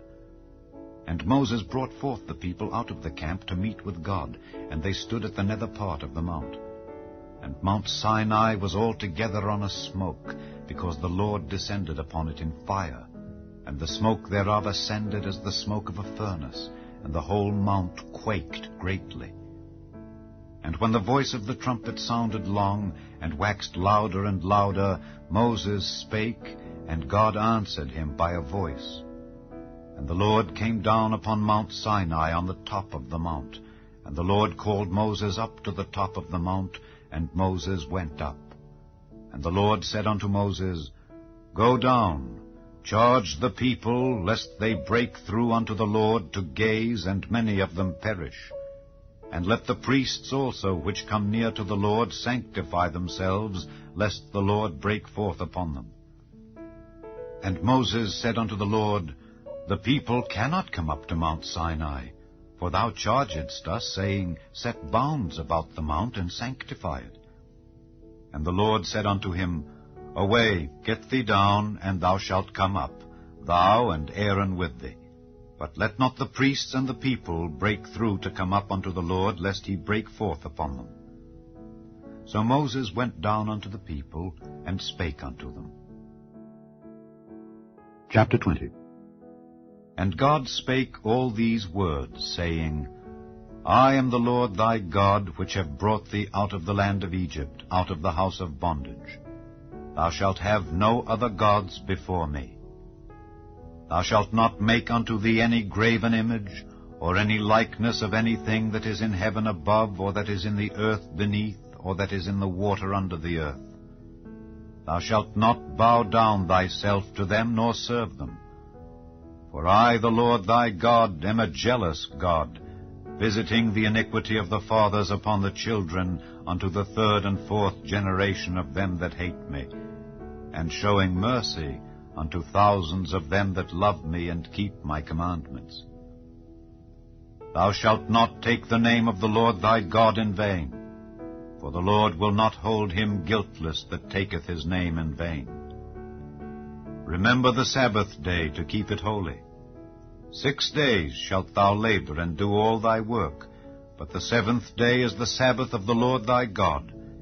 In it thou shalt not do any work, thou, nor thy son, nor thy daughter, thy manservant, nor thy maidservant, nor thy cattle, nor thy stranger that is within thy gates. For in 6 days the Lord made heaven and earth, the sea, and all that in them is, and rested the 7th day.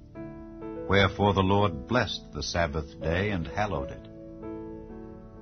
Honor thy father and thy mother, that thy days may be long upon the land which the Lord thy God giveth thee. Thou shalt not kill. Thou shalt not commit adultery. Thou shalt not steal. Thou shalt not bear false witness against thy neighbor. Thou shalt not covet thy neighbor's house. Thou shalt not covet thy neighbor's wife, nor his manservant, nor his maidservant, nor his ox, nor his ass, nor anything that is thy neighbor's. And all the people saw the thunderings and the lightnings, and the noise of the trumpet, and the mountain smoking. And when the people saw it, they removed and stood afar off. And they said unto Moses, Speak thou with us, and we will hear, but let not God speak with us, lest we die. And Moses said unto the people, Fear not, for God is come to prove you, and that his fear may be before your faces, that ye sin not. And the people stood afar off, and Moses drew near unto the thick darkness where God was. And the Lord said unto Moses, Thus thou shalt say unto the children of Israel, Ye have seen that I have talked with you from heaven. Ye shall not make with me gods of silver, neither shall ye make unto you gods of gold. An altar of earth thou shalt make unto me, and shalt sacrifice thereon thy burnt offerings and thy peace offerings, thy sheep and thine oxen. In all places where I record my name, I will come unto thee, and I will bless thee. And if thou wilt make me an altar of stone, thou shalt not build it of hewn stone. For if thou lift up thy tool upon it, thou hast polluted it. Neither shalt thou go up by steps unto mine altar, that thy nakedness be not discovered thereon. Chapter 21. Now these are the judgments which thou shalt set before them.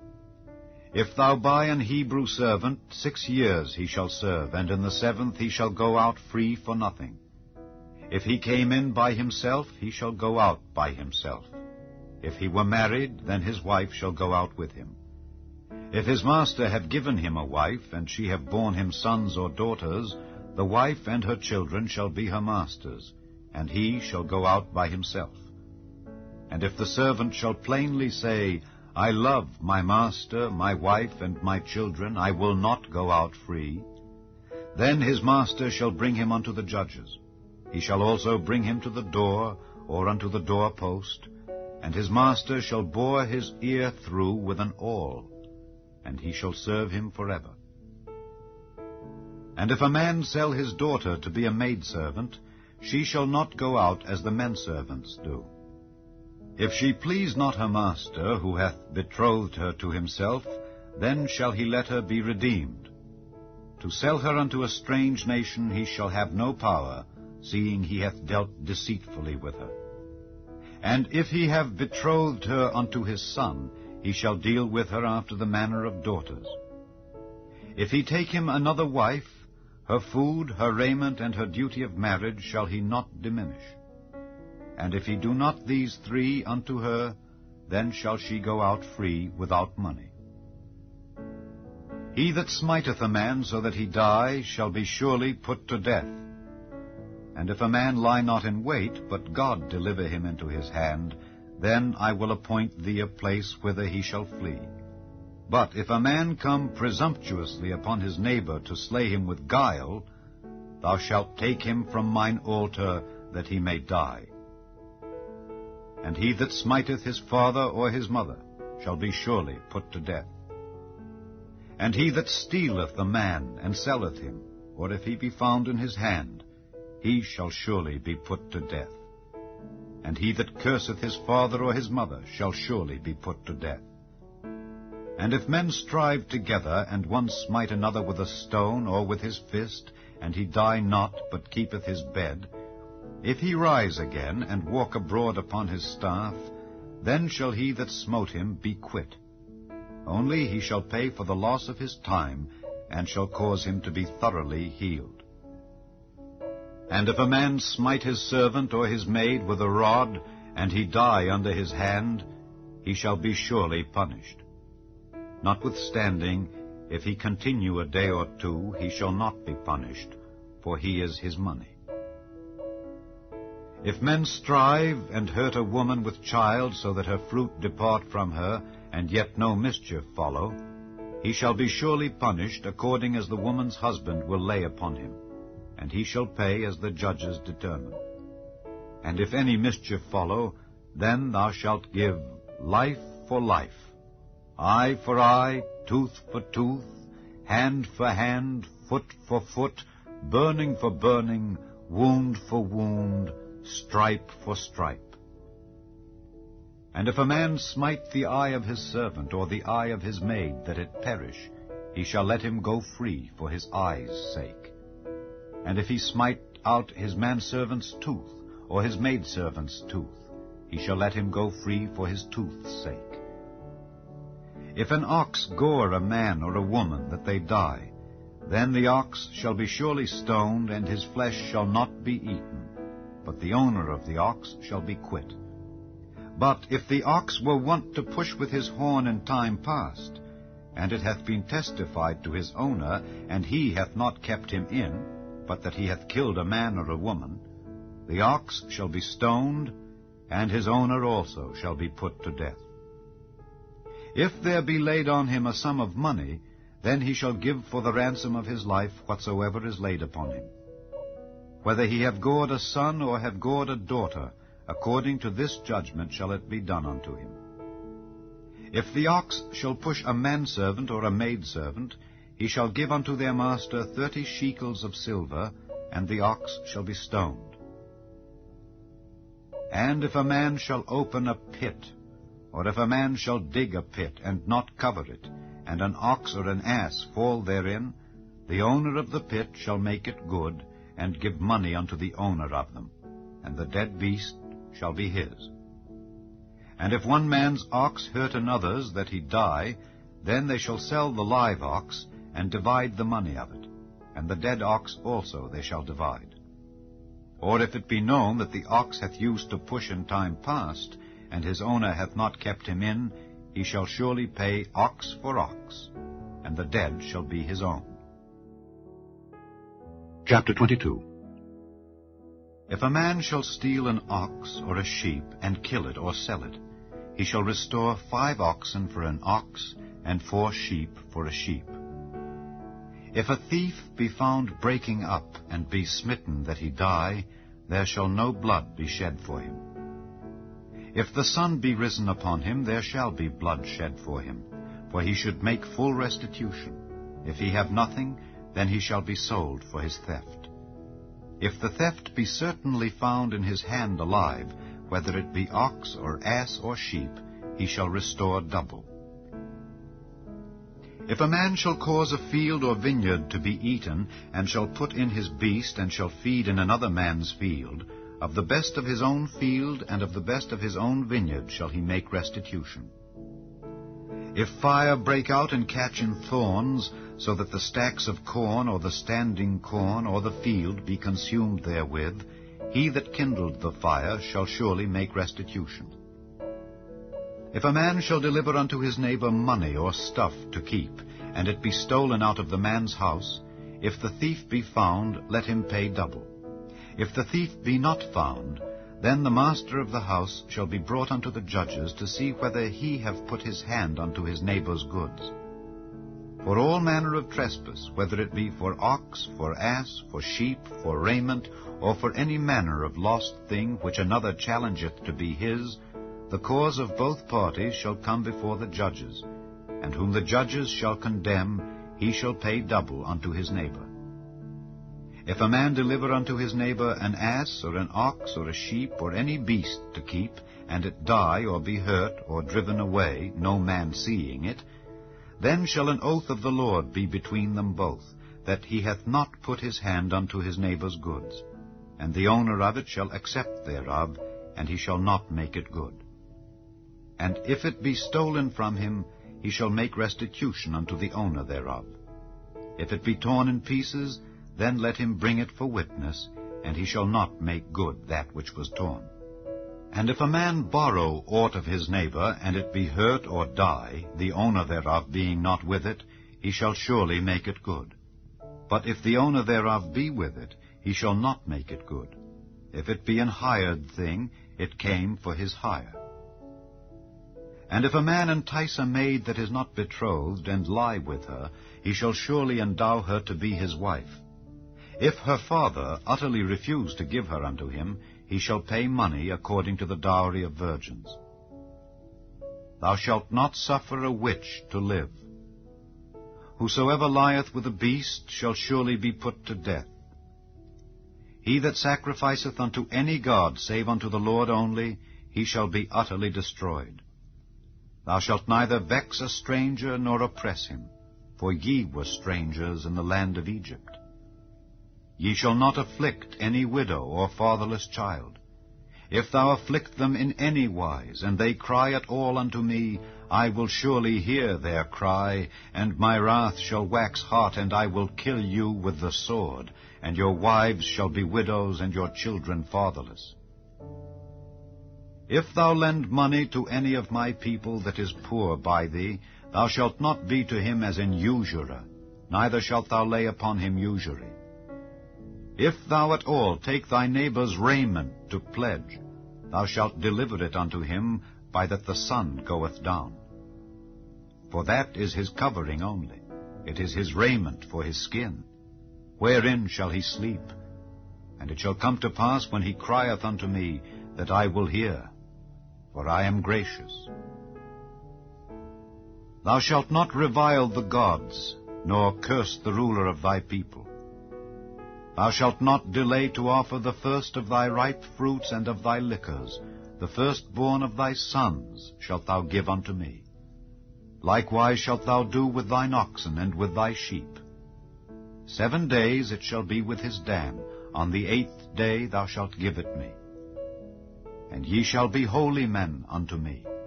Neither shall ye eat any flesh that is torn of beasts in the field. Ye shall cast it to the dogs.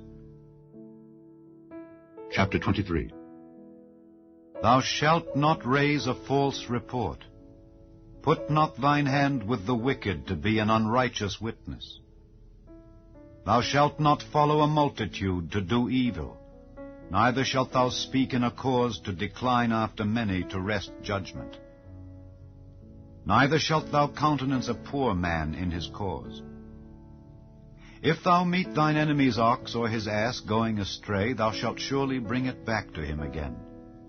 If thou see the ass of him that hateth thee lying under his burden, and wouldest forbear to help him, thou shalt surely help with him. Thou shalt not wrest the judgment of thy poor in his cause. Keep thee far from a false matter, and the innocent and righteous slay thou not, for I will not justify the wicked. And thou shalt take no gift, for the gift blindeth the wise, and perverteth the words of the righteous. Also thou shalt not oppress a stranger, for ye know the heart of a stranger, seeing ye were strangers in the land of Egypt. And 6 years thou shalt sow thy land, and shalt gather in the fruits thereof. But the 7th year thou shalt let it rest and lie still, that the poor of thy people may eat, and what they leave the beasts of the field shall eat. In like manner thou shalt deal with thy vineyard and with thy olive yard. 6 days thou shalt do thy work, and on the 7th day thou shalt rest, that thine ox and thine ass may rest, and the son of thy handmaid and the stranger may be refreshed. And in all things that I have said unto you, be circumspect, and make no mention of the name of other gods, neither let it be heard out of thy mouth. 3 times thou shalt keep a feast unto me in the year. Thou shalt keep the feast of unleavened bread. Thou shalt eat unleavened bread 7 days, as I commanded thee, in the time appointed of the month Abib, for in it thou camest out from Egypt, and none shall appear before me empty. And the feast of harvest, the first fruits of thy labors which thou hast sown in the field, and the feast of ingathering, which is in the end of the year, when thou hast gathered in thy labors out of the field. 3 times in the year all thy males shall appear before the Lord God. Thou shalt not offer the blood of my sacrifice with leavened bread, neither shall the fat of my sacrifice remain until the morning. The first of the first fruits of thy land thou shalt bring into the house of the Lord thy God. Thou shalt not see the kid in his mother's milk.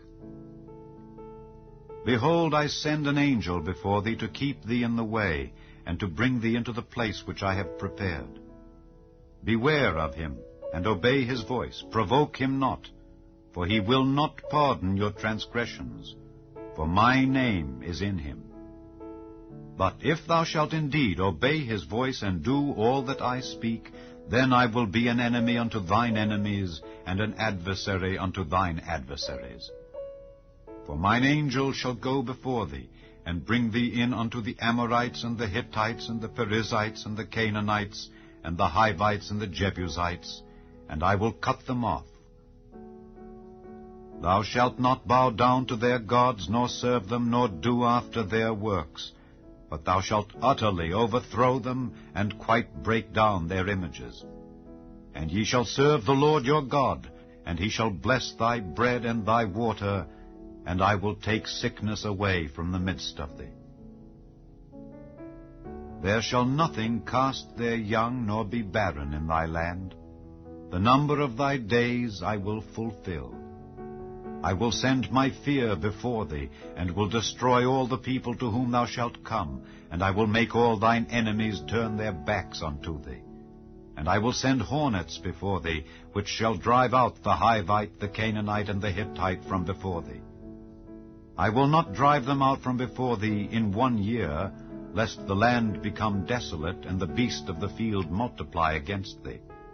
By little and little I will drive them out from before thee, until thou be increased, and inherit the land. And I will set thy bounds from the Red Sea even unto the sea of the Philistines, and from the desert unto the river. For I will deliver the inhabitants of the land into your hand, and thou shalt drive them out before thee. Thou shalt make no covenant with them, nor with their gods. They shall not dwell in thy land, lest they make thee sin against me. For if thou serve their gods, it will surely be a snare unto thee. Chapter 24. And he said unto Moses, Come up unto the Lord, thou and Aaron, Nadab and Abihu, and 70 of the elders of Israel, and worship ye afar off. And Moses alone shall near the Lord, but they shall not come nigh, neither shall the people go up with him. And Moses came and told the people all the words of the Lord and all the judgments, and all the people answered with one voice and said, All the words which the Lord hath said will we do. And Moses wrote all the words of the Lord, and rose up early in the morning, and builded an altar under the hill, and 12 pillars, according to the 12 tribes of Israel. And he sent young men of the children of Israel, which offered burnt offerings and sacrificed peace offerings of oxen unto the Lord. And Moses took half of the blood, and put it in basins, and half of the blood he sprinkled on the altar. And he took the book of the covenant, and read in the audience of the people. And they said, All that the Lord hath said will we do, and be obedient. And Moses took the blood and sprinkled it on the people, and said, Behold the blood of the covenant which the Lord hath made with you concerning all these words. Then went up Moses and Aaron, Nadab and Abihu, and 70 of the elders of Israel, and they saw the God of Israel. And there was under his feet as it were a paved work of a sapphire stone, and as it were the body of heaven in his clearness. And upon the nobles of the children of Israel he laid not his hand. Also they saw God, and did eat and drink. And the Lord said unto Moses, Come up to me into the mount, and be there. And I will give thee tables of stone, and a law and commandments which I have written, that thou mayest teach them. And Moses rose up, and his minister Joshua, and Moses went up into the mount of God. And he said unto the elders, Tarry ye here for us until we come again unto you. And behold, Aaron and Hur are with you. If any man have any matters to do, let him come unto them. And Moses went up into the mount, and a cloud covered the mount. And the glory of the Lord abode upon Mount Sinai, and the cloud covered it 6 days. And the 7th day he called unto Moses out of the midst of the cloud. And the sight of the glory of the Lord was like devouring fire on the top of the mount in the eyes of the children of Israel. And Moses went into the midst of the cloud, and gat him up into the mount. And Moses was in the mount 40 days and 40 nights. Chapter 25. And the Lord spake unto Moses, saying, Speak unto the children of Israel, that they bring me an offering. Of every man that giveth it willingly with his heart ye shall take my offering. And this is the offering which ye shall take of them: gold, and silver, and brass, and blue, and purple, and scarlet, and fine linen, and goat's hair, and rams' skins dyed red, and badgers' skins, and shittim wood, oil for the light, spices for anointing oil, and for sweet incense, onyx stones, and stones to be set in the ephod and in the breastplate. And let them make me a sanctuary, that I may dwell among them. according to all that I show thee, after the pattern of the tabernacle and the pattern of all the instruments thereof, even so shall ye make it. And they shall make an ark of shittim wood. 2 cubits and a half shall be the length thereof, and 1 cubit and a half the breadth thereof, and 1 cubit and a half the height thereof. And thou shalt overlay it with pure gold, within and without shalt thou overlay it, and shalt make upon it a crown of gold round about. And thou shalt cast 4 rings of gold for it, and put them in the 4 corners thereof. And 2 rings shall be in the one side of it, and 2 rings in the other side of it. And thou shalt make staves of shittim wood, and overlay them with gold. And thou shalt put the staves into the rings by the sides of the ark, that the ark may be borne with them. The staves shall be in the rings of the ark, they shall not be taken from it. And thou shalt put into the ark the testimony which I shall give thee. And thou shalt make a mercy seat of pure gold. 2 cubits and a half shall be the length thereof, and 1 cubit and a half the breadth thereof. And thou shalt make 2 cherubims of gold, of beaten work shalt thou make them, in the 2 ends of the mercy seat. And make 1 cherub on the one end, and the other cherub on the other end. Even of the mercy seat shall ye make the cherubims on the 2 ends thereof. And the cherubim shall stretch forth their wings on high, covering the mercy seat with their wings, and their faces shall look one to another. Toward the mercy seat shall the faces of the cherubims be. And thou shalt put the mercy seat above upon the ark, and in the ark thou shalt put the testimony that I shall give thee. And there I will meet with thee, and I will commune with thee from above the mercy seat, from between the 2 cherubims which are upon the ark of the testimony, of all things which I will give thee in commandment unto the children of Israel. Thou shalt also make a table of shittim wood. 2 cubits shall be the length thereof, and 1 cubit the breadth thereof, and 1 cubit and a half the height thereof. And thou shalt overlay it with pure gold, and make thereto a crown of gold round about. And thou shalt make unto it a border of an hand breadth round about, and thou shalt make a golden crown to the border thereof round about. And thou shalt make for it 4 rings of gold, and put the rings in the 4 corners that are on the 4 feet thereof. Over against the border shall the rings be for places of the staves to bear the table. And thou shalt make the staves of shittim wood, and overlay them with gold, that the table may be borne with them. And thou shalt make the dishes thereof, and spoons thereof, and covers thereof, and bowls thereof, to cover withal. Of pure gold shalt thou make them. And thou shalt set upon the table showbread before me alway. And thou shalt make a candlestick of pure gold. Of beaten work shall the candlestick be made. His shaft and his branches, his bowls, his knops, and his flowers shall be of the same. And 6 branches shall come out of the sides of it, 3 branches of the candlestick out of the one side, and 3 branches of the candlestick out of the other side. 3 bowls made like unto almonds, with a knop and a flower in one branch, and 3 bowls made like almonds in the other branch, with a knop and a flower. So in the 6 branches that come out of the candlestick.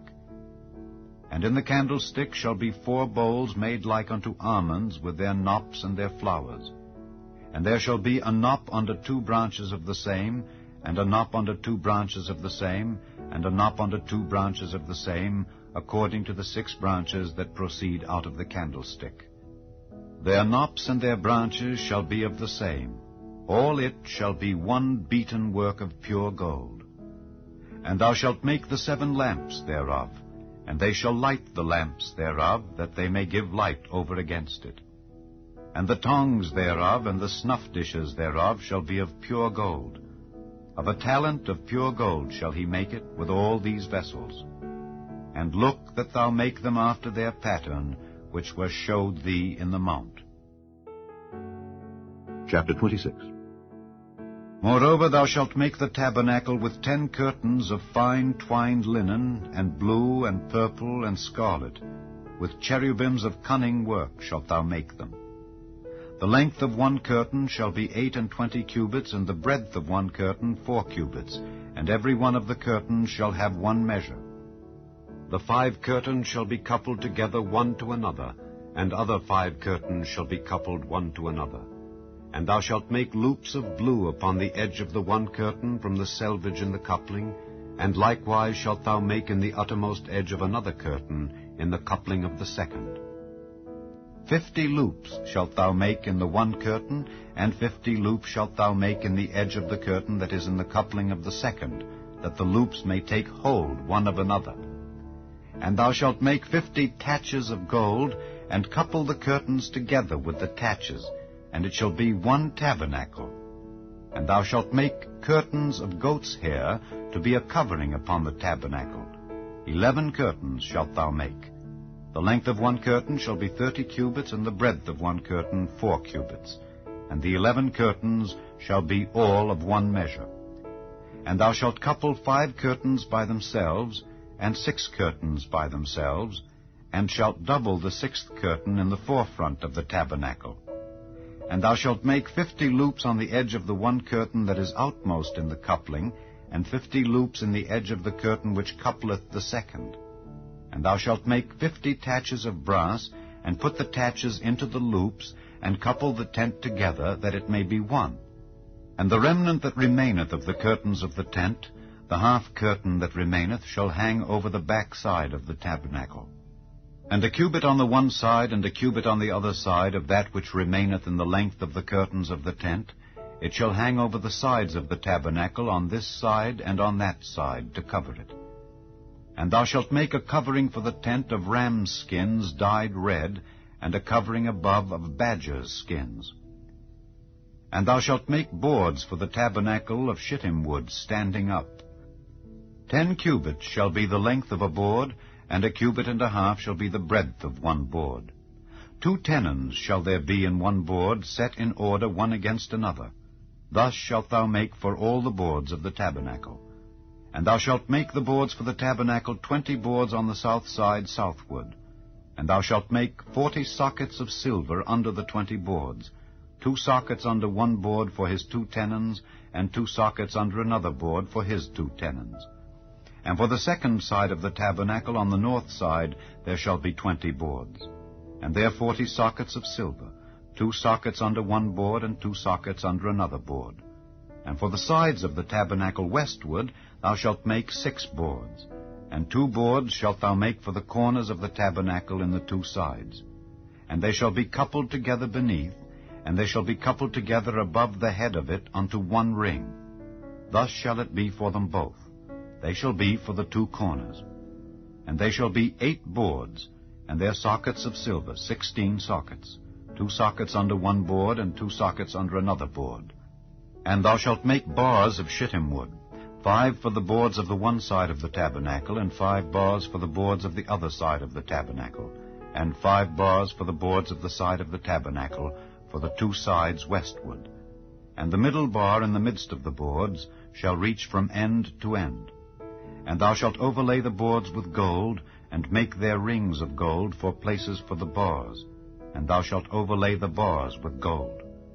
And thou shalt rear up the tabernacle according to the fashion thereof which was showed thee in the mount. And thou shalt make a veil of blue and purple and scarlet and fine twined linen of cunning work. With cherubims shall it be made. And thou shalt hang it upon 4 pillars of shittim wood overlaid with gold. Their hooks shall be of gold upon the 4 sockets of silver. And thou shalt hang up the veil under the taches, that thou mayest bring in thither within the veil the ark of the testimony. And the veil shall divide unto you between the holy place and the most holy. And thou shalt put the mercy seat upon the ark of the testimony in the most holy place. And thou shalt set the table without the veil, and the candlestick over against the table on the side of the tabernacle toward the south. And thou shalt put the table on the north side. And thou shalt make an hanging for the door of the tent of blue and purple and scarlet and fine twined linen wrought with needlework. And thou shalt make for the hanging 5 pillars of shittim wood, and overlay them with gold, and their hooks shall be of gold. And thou shalt cast 5 sockets of brass for them. Chapter 27. And thou shalt make an altar of shittim wood, 5 cubits long and 5 cubits broad. The altar shall be 80, and the height thereof shall be 3 cubits. And thou shalt make the horns of it upon the 4 corners thereof. His horns shall be of the same, and thou shalt overlay it with brass. And thou shalt make his pans to receive his ashes, and his shovels, and his basins, and his flesh hooks, and his fire pans. All the vessels thereof thou shalt make of brass. And thou shalt make for it a grate of network of brass. And upon the net shalt thou make 4 brazen rings in the 4 corners thereof. And thou shalt put it under the compass of the altar beneath, that the net may be even to the midst of the altar. And thou shalt make staves for the altar, staves of shittim wood, and overlay them with brass. And the staves shall be put into the rings, and the staves shall be upon the 2 sides of the altar to bear it. Hollow with boards shalt thou make it. As it was showed thee in the mount, so shall they make it. And thou shalt make the court of the tabernacle. For the south side southward there shall be hangings for the court of fine twined linen of 100 cubits long for one side. And the 20 pillars thereof and their 20 sockets shall be of brass. The hooks of the pillars and their fillets shall be of silver. And likewise for the north side in length there shall be hangings of 100 cubits long, and his 20 pillars and their 20 sockets of brass, the hooks of the pillars and their fillets of silver. And for the breadth of the court on the west side shall be hangings of 50 cubits, their pillars 10 and their sockets 10. And the breadth of the court on the east side eastward shall be 50 cubits. The hangings of one side of the gate shall be 15 cubits, their pillars 3 and their sockets 3. And on the other side shall be hangings 15 cubits, their pillars 3 and their sockets 3. And for the gate of the court shall be an hanging of 20 cubits, of blue and purple and scarlet and fine twined linen wrought with needlework. And their pillars shall be 4, and their sockets 4. All the pillars round about the court shall be filleted with silver. Their hooks shall be of silver, and their sockets of brass. The length of the court shall be 100 cubits, and the breadth 50 everywhere, and the height 5 cubits of fine twined linen, and their sockets of brass. All the vessels of the tabernacle and all the service thereof, and all the pins thereof, and all the pins of the court shall be of brass. And thou shalt command the children of Israel that they bring thee pure oil olive beaten for the light, to cause the lamp to burn always. In the tabernacle of the congregation without the veil, which is before the testimony, Aaron and his sons shall order it from evening to morning before the Lord.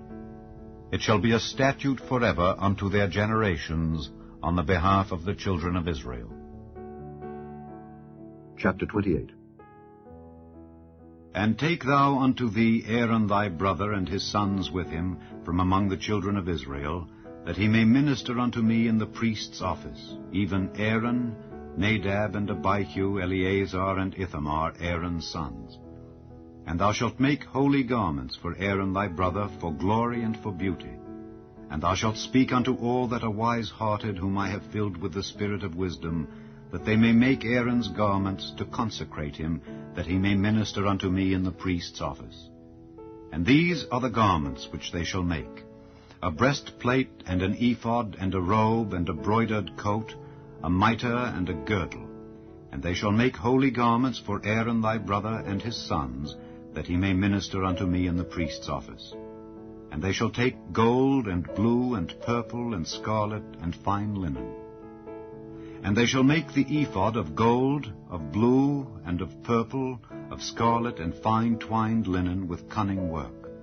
It shall have the 2 shoulder pieces thereof joined at the 2 edges thereof, and so it shall be joined together. And the curious girdle of the ephod which is upon it shall be of the same, according to the work thereof, even of gold, of blue, and purple, and scarlet, and fine twined linen. And thou shalt take 2 onyx stones, and grave on them the names of the children of Israel, 6 of their names on one stone, and the other 6 names of the rest on the other stone, according to their birth. With the work of an engraver in stone, like the engravings of a signet, shalt thou engrave the 2 stones with the names of the children of Israel. Thou shalt make them to be set in ouches of gold. And thou shalt put the 2 stones upon the shoulders of the ephod for stones of memorial unto the children of Israel. And Aaron shall bear their names before the Lord upon his 2 shoulders for a memorial. And thou shalt make ouches of gold, and 2 chains of pure gold at the ends. Of wreathen work shalt thou make them, and fasten the wreathen chains to the ouches. And thou shalt make the breastplate of judgment with cunning work. After the work of the ephod thou shalt make it, of gold, of blue, and of purple, and of scarlet, and of fine twined linen shalt thou make it. 4 square it shall be, being doubled. A span shall be the length thereof, and a span shall be the breadth thereof. And thou shalt set in it settings of stones, even 4 rows of stones. The first row shall be a sardius, a topaz, and a carbuncle. This shall be the first row. And the second row shall be an emerald, a sapphire, and a diamond. And the third row a ligure, an agate, and an amethyst. And the 4th row a beryl, and an onyx, and a jasper. They shall be set in gold in their enclosings. And the stones shall be with the names of the children of Israel, 12 according to their names, like the engravings of a signet. Every one with his name shall they be according to the 12 tribes. And thou shalt make upon the breastplate chains at the ends of wreathen work of pure gold. And thou shalt make upon the breastplate 2 rings of gold, and shalt put the 2 rings on the 2 ends of the breastplate. And thou shalt put the 2 wreathen chains of gold in the 2 rings which are on the ends of the breastplate.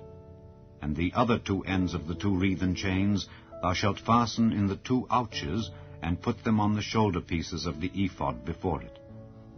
And thou shalt make 2 rings of gold, and thou shalt put them upon the 2 ends of the breastplate in the border thereof, which is in the side of the ephod inward.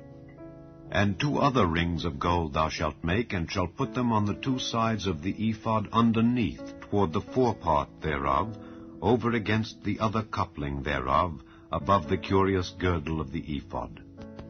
And they shall bind the breastplate by the rings thereof unto the rings of the ephod with a lace of blue, that it may be above the curious girdle of the ephod, and that the breastplate be not loosed from the ephod. And Aaron shall bear the names of the children of Israel in the breastplate of judgment upon his heart, when he goeth in unto the holy place, for a memorial before the Lord continually. And thou shalt put in the breastplate of judgment the Urim and the Thummim, and they shall be upon Aaron's heart when he goeth in before the Lord. And Aaron shall bear the judgment of the children of Israel upon his heart before the Lord continually. And thou shalt make the robe of the ephod all of blue, and there shall be an hole in the top of it in the midst thereof. It shall have a binding of woven work round about the hole of it, as it were the hole of an habergeon, that it be not rent. And beneath upon the hem of it thou shalt make pomegranates of blue, and of purple, and of scarlet round about the hem thereof, and bells of gold between them round about, a golden bell and a pomegranate, a golden bell and a pomegranate upon the hem of the robe round about. And it shall be upon Aaron to minister, and his sound shall be heard when he goeth in unto the holy place before the Lord, and when he cometh out, that he die not. And thou shalt make a plate of pure gold, and grave upon it, like the engravings of a signet, Holiness to the Lord. And thou shalt put it on a blue lace, that it may be upon the mitre, upon the forefront of the mitre it shall be. And it shall be upon Aaron's forehead, that Aaron may bear the iniquity of the holy things which the children of Israel shall hallow in all their holy gifts. And it shall be always upon his forehead, that they may be accepted before the Lord. And thou shalt embroider the coat of fine linen, and thou shalt make the mitre of fine linen, and thou shalt make the girdle of needlework. And for Aaron's sons thou shalt make coats, and thou shalt make for them girdles, and bonnets shalt thou make for them, for glory and for beauty. And thou shalt put them upon Aaron thy brother and his sons with him, and shalt anoint them, and consecrate them, and sanctify them, that they may minister unto me in the priest's office. And thou shalt make them linen breeches to cover their nakedness. From the loins even unto the thighs they shall reach. And they shall be upon Aaron and upon his sons, when they come in unto the tabernacle of the congregation, or when they come near unto the altar to minister in the holy place, that they bear not iniquity and die. It shall be a statute forever unto him and his seed after him. Chapter 29. And this is the thing that thou shalt do unto them to hallow them, to minister unto me in the priest's office. Take 1 young bullock and 2 rams without blemish, and unleavened bread, and cakes unleavened tempered with oil, and wafers unleavened anointed with oil. Of wheaten flour shalt thou make them. And thou shalt put them into 1 basket, and bring them in the basket with the bullock and the 2 rams.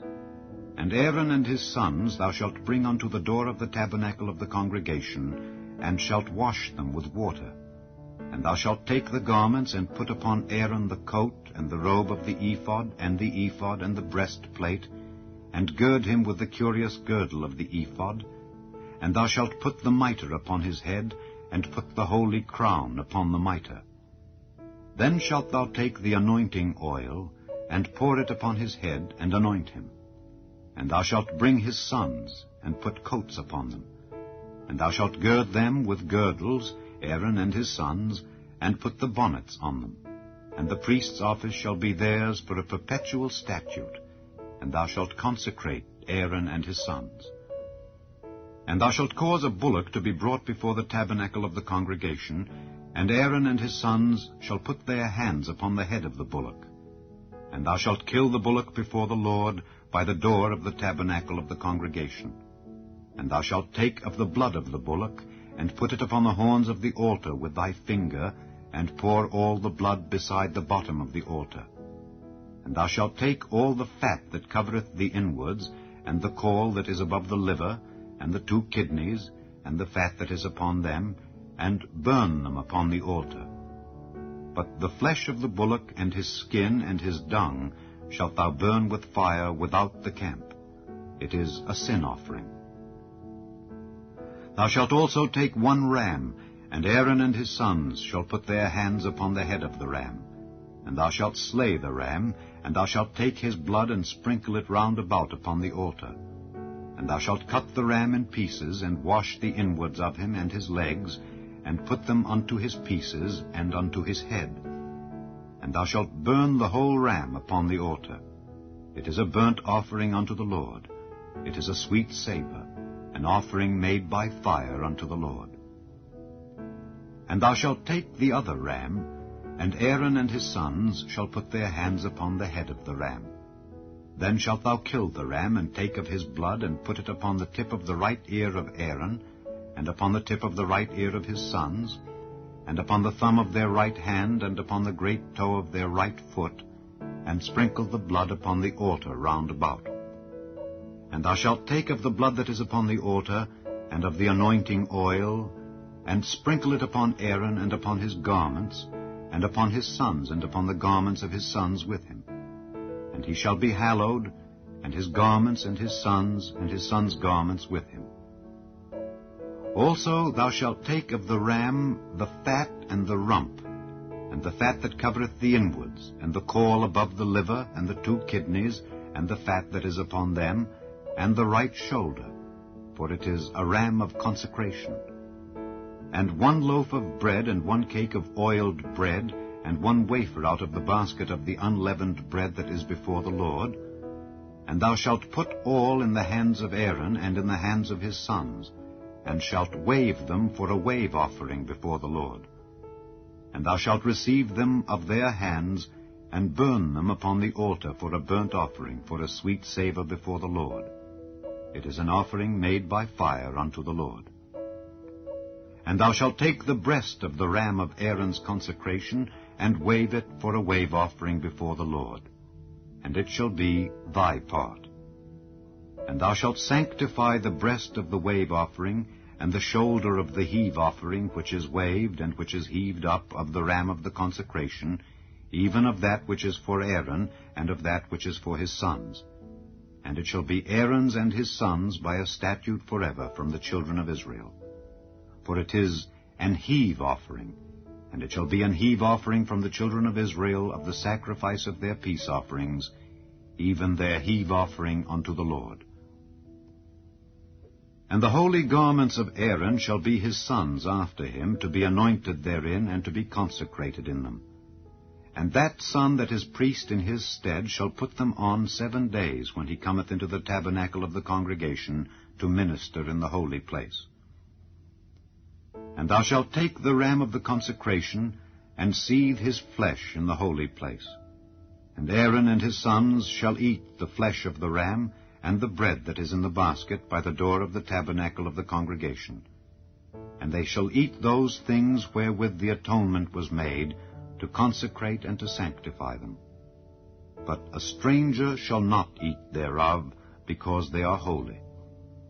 And if aught of the flesh of the consecrations or of the bread remain unto the morning, then thou shalt burn the remainder with fire. It shall not be eaten, because it is holy. And thus shalt thou do unto Aaron and to his sons, according to all things which I have commanded thee. 7 days shalt thou consecrate them. And thou shalt offer every day a bullock for a sin offering for atonement. And thou shalt cleanse the altar when thou hast made an atonement for it, and thou shalt anoint it to sanctify it.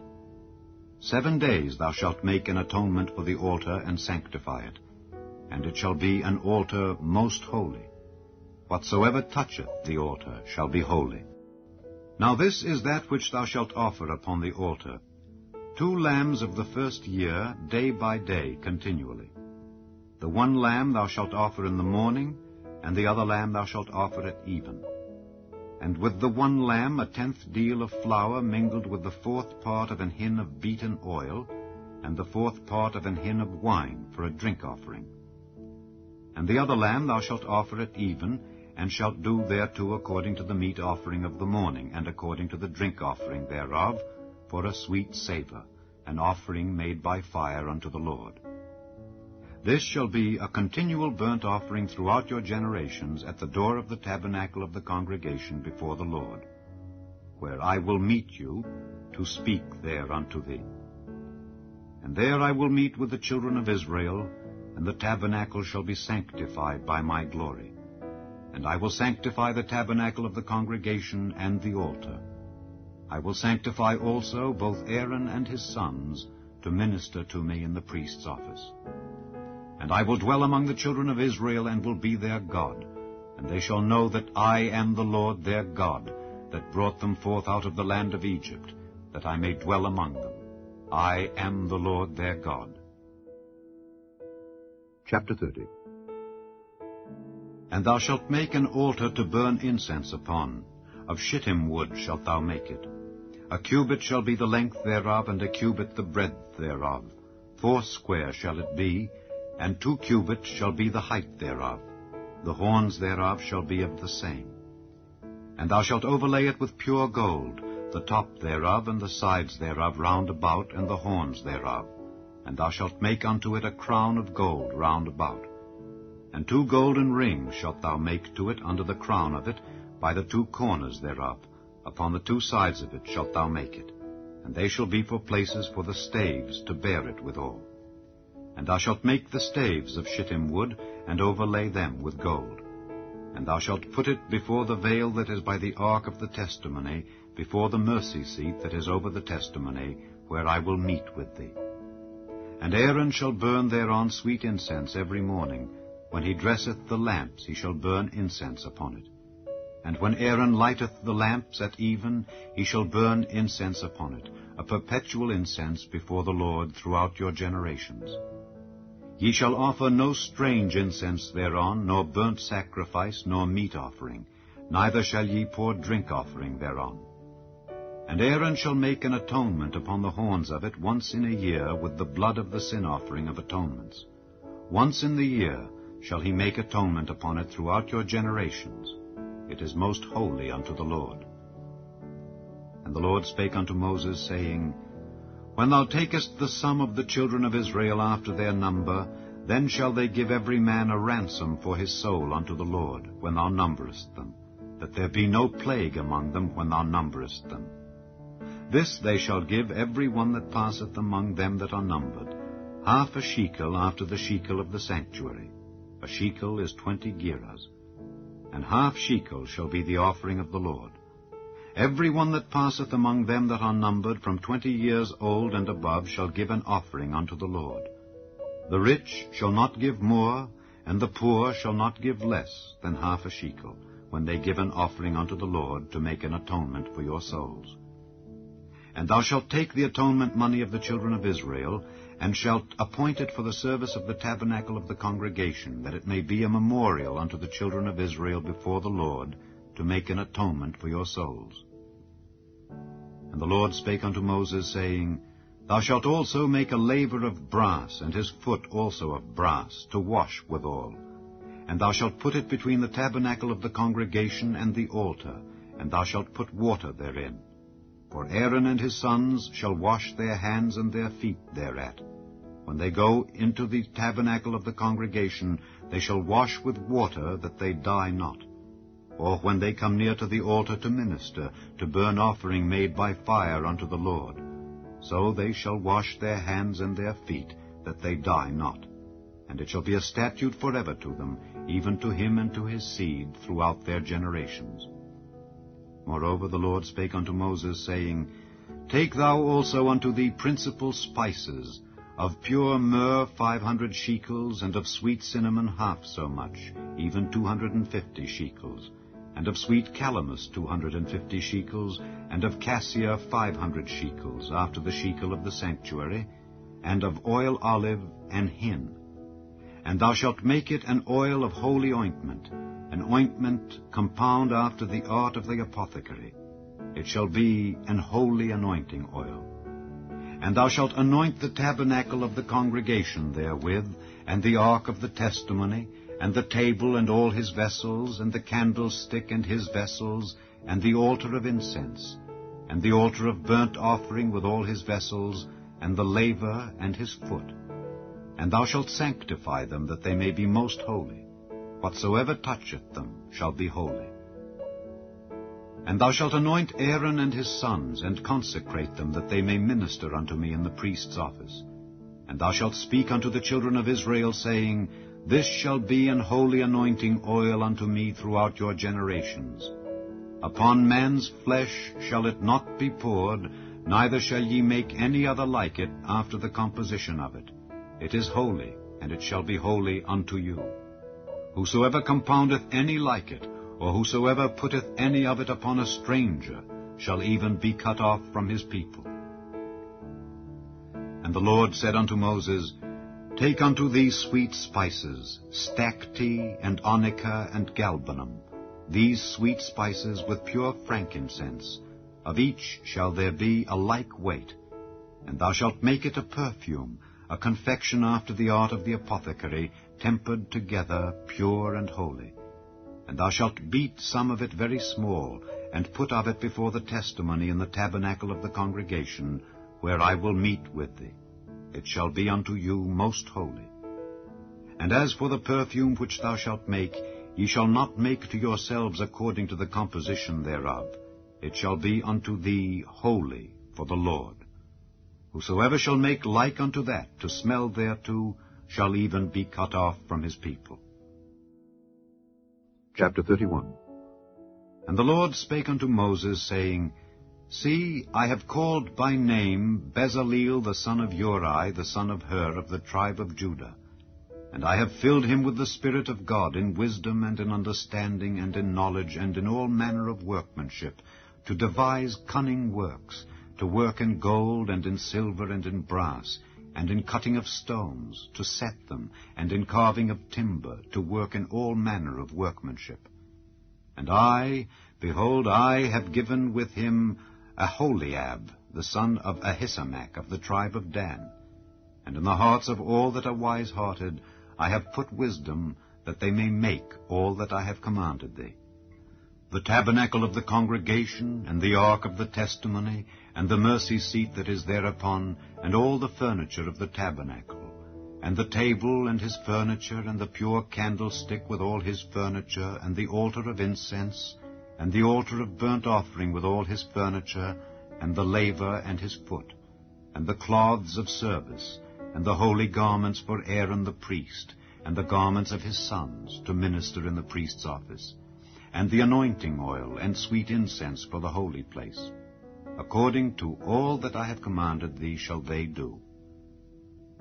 And the Lord spake unto Moses, saying, Speak thou also unto the children of Israel, saying, Verily my Sabbaths ye shall keep, for it is a sign between me and you throughout your generations, that ye may know that I am the Lord that doth sanctify you. Ye shall keep the Sabbath, therefore, for it is holy unto you. Every one that defileth it shall surely be put to death, for whosoever doeth any work therein, that soul shall be cut off from among his people. 6 days may work be done, but in the 7th is the Sabbath of rest, holy to the Lord. Whosoever doeth any work in the Sabbath day, he shall surely be put to death. Wherefore the children of Israel shall keep the Sabbath, to observe the Sabbath throughout their generations, for a perpetual covenant. It is a sign between me and the children of Israel forever.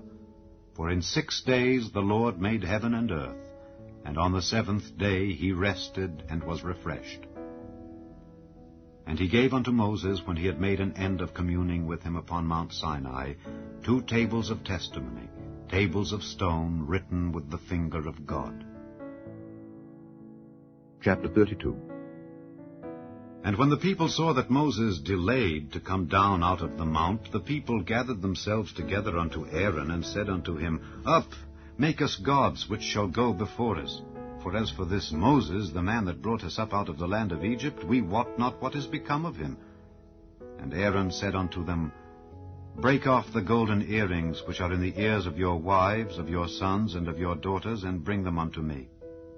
And all the people brake off the golden earrings which were in their ears, and brought them unto Aaron. And he received them at their hand, and fashioned it with a graving tool, after he had made it a molten calf. And they said, These be thy gods, O Israel, which brought thee up out of the land of Egypt. And when Aaron saw it, he built an altar before it. And Aaron made proclamation, and said, Tomorrow is a feast to the Lord. And they rose up early on the morrow, and offered burnt offerings, and brought peace offerings. And the people sat down to eat and to drink, and rose up to play. And the Lord said unto Moses, Go, get thee down, for thy people which thou broughtest out of the land of Egypt have corrupted themselves. They have turned aside quickly out of the way which I commanded them. They have made them a molten calf, and have worshipped it, and have sacrificed thereunto, and said, These be thy gods, O Israel, which have brought thee up out of the land of Egypt. And the Lord said unto Moses, I have seen this people, and behold, it is a stiff-necked people. Now therefore let me alone, that my wrath may wax hot against them, and that I may consume them, and I will make of thee a great nation. And Moses besought the Lord his God, and said, Lord, why doth thy wrath wax hot against thy people, which thou hast brought forth out of the land of Egypt with great power and with a mighty hand?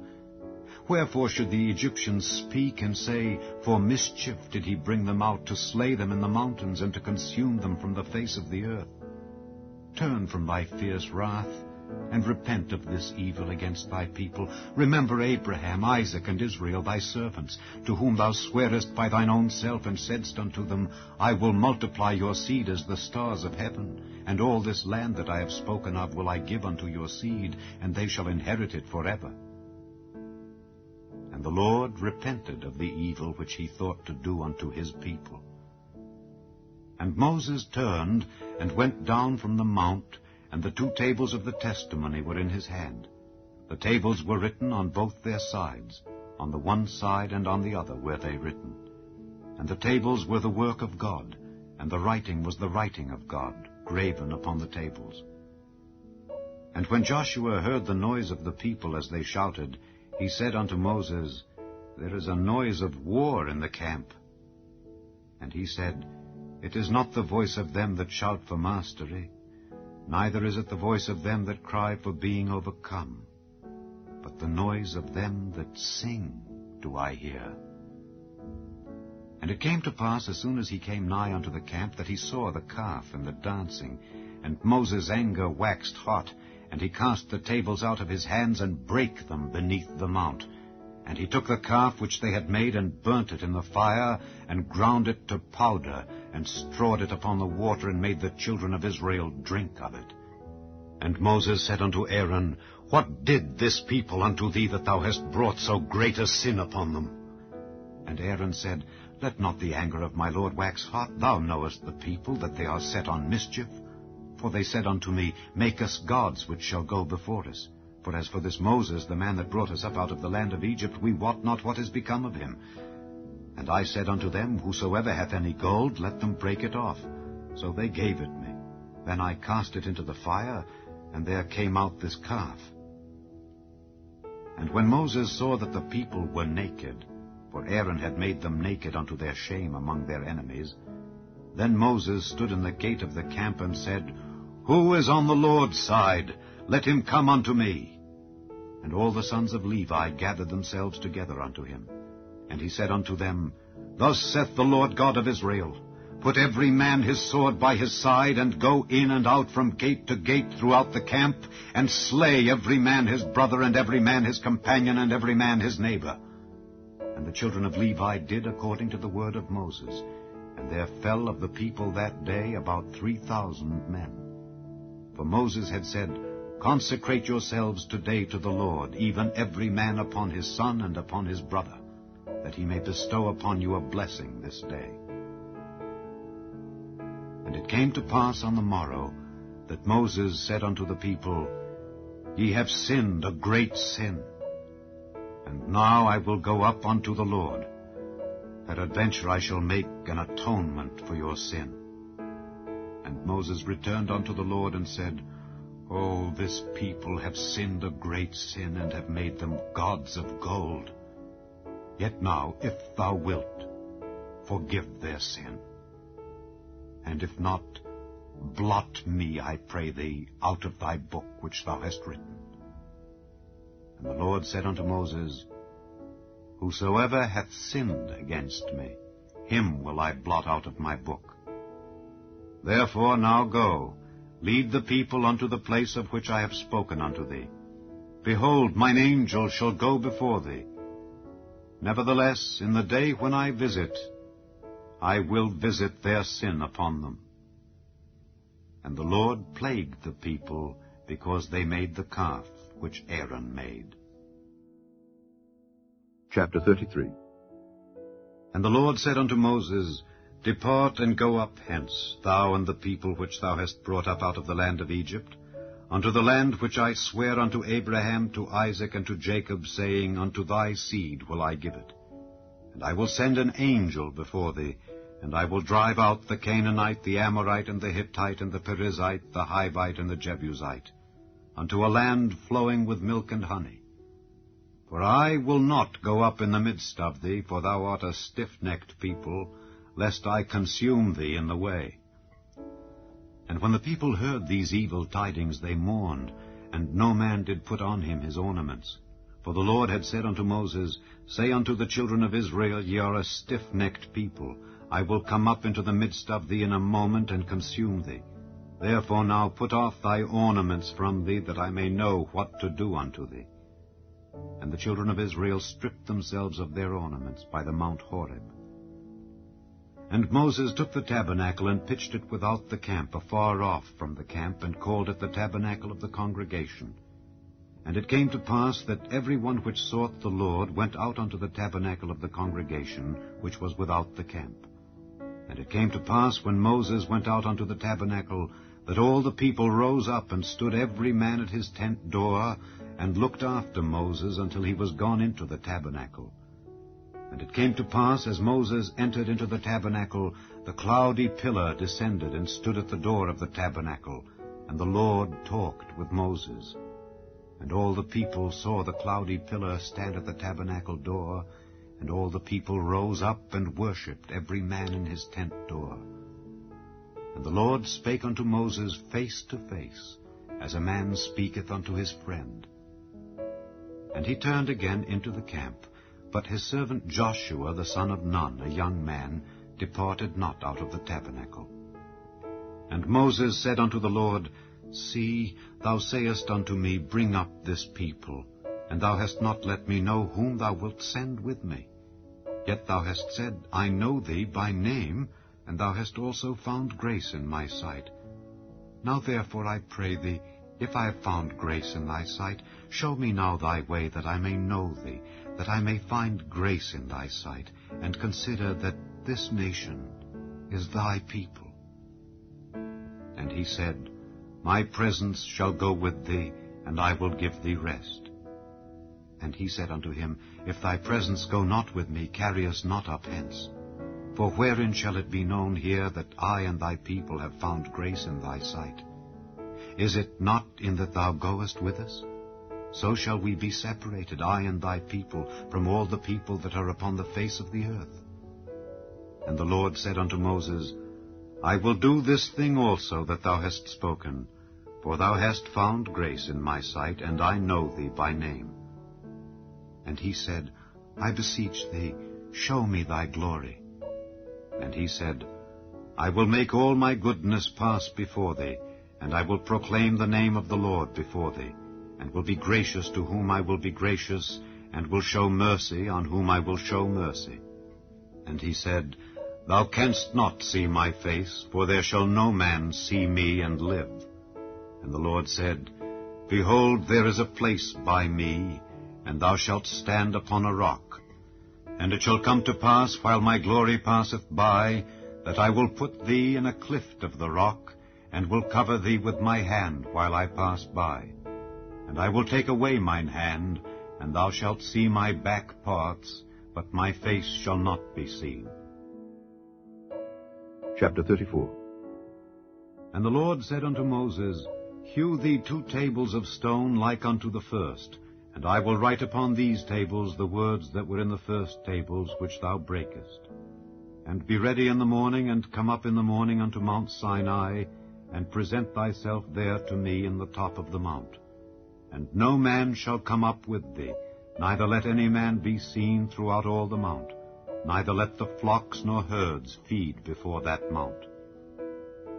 And he hewed 2 tables of stone like unto the first. And Moses rose up early in the morning, and went up unto Mount Sinai, as the Lord had commanded him, and took in his hand the 2 tables of stone. And the Lord descended in the cloud, and stood with him there, and proclaimed the name of the Lord. And the Lord passed by before him, and proclaimed, the Lord God, merciful and gracious, long-suffering and abundant in goodness and truth, keeping mercy for thousands, forgiving iniquity and transgression and sin, and that will by no means clear the guilty, visiting the iniquity of the fathers upon the children and upon the children's children, unto the 3rd and to the 4th generation. And Moses made haste, and bowed his head toward the earth, and worshipped. And he said, If now I have found grace in thy sight, O Lord, let my Lord, I pray thee, go among us, for it is a stiff-necked people, and pardon our iniquity and our sin, and take us for thine inheritance. And he said, Behold, I make a covenant. Before all thy people I will do marvels such as have not been done in all the earth, nor in any nation. And all the people among which thou art shall see the work of the Lord. For it is a terrible thing that I will do with thee. Observe thou that which I command thee this day. Behold, I drive out before thee the Amorite, and the Canaanite, and the Hittite, and the Perizzite, and the Hivite, and the Jebusite. Take heed to thyself, lest thou make a covenant with the inhabitants of the land whither thou goest, lest it be for a snare in the midst of thee. But ye shall destroy their altars, break their images, and cut down their groves. For thou shalt worship no other God, for the Lord, whose name is jealous, is a jealous God.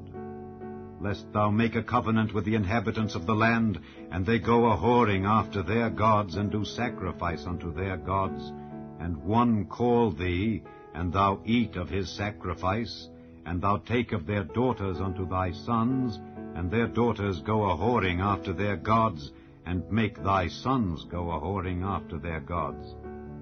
Thou shalt make thee no molten gods. The feast of unleavened bread shalt thou keep. 7 days thou shalt eat unleavened bread, as I commanded thee, in the time of the month Abib. For in the month Abib thou camest out from Egypt. All that openeth the matrix is mine, and every firstling among thy cattle, whether ox or sheep, that is male.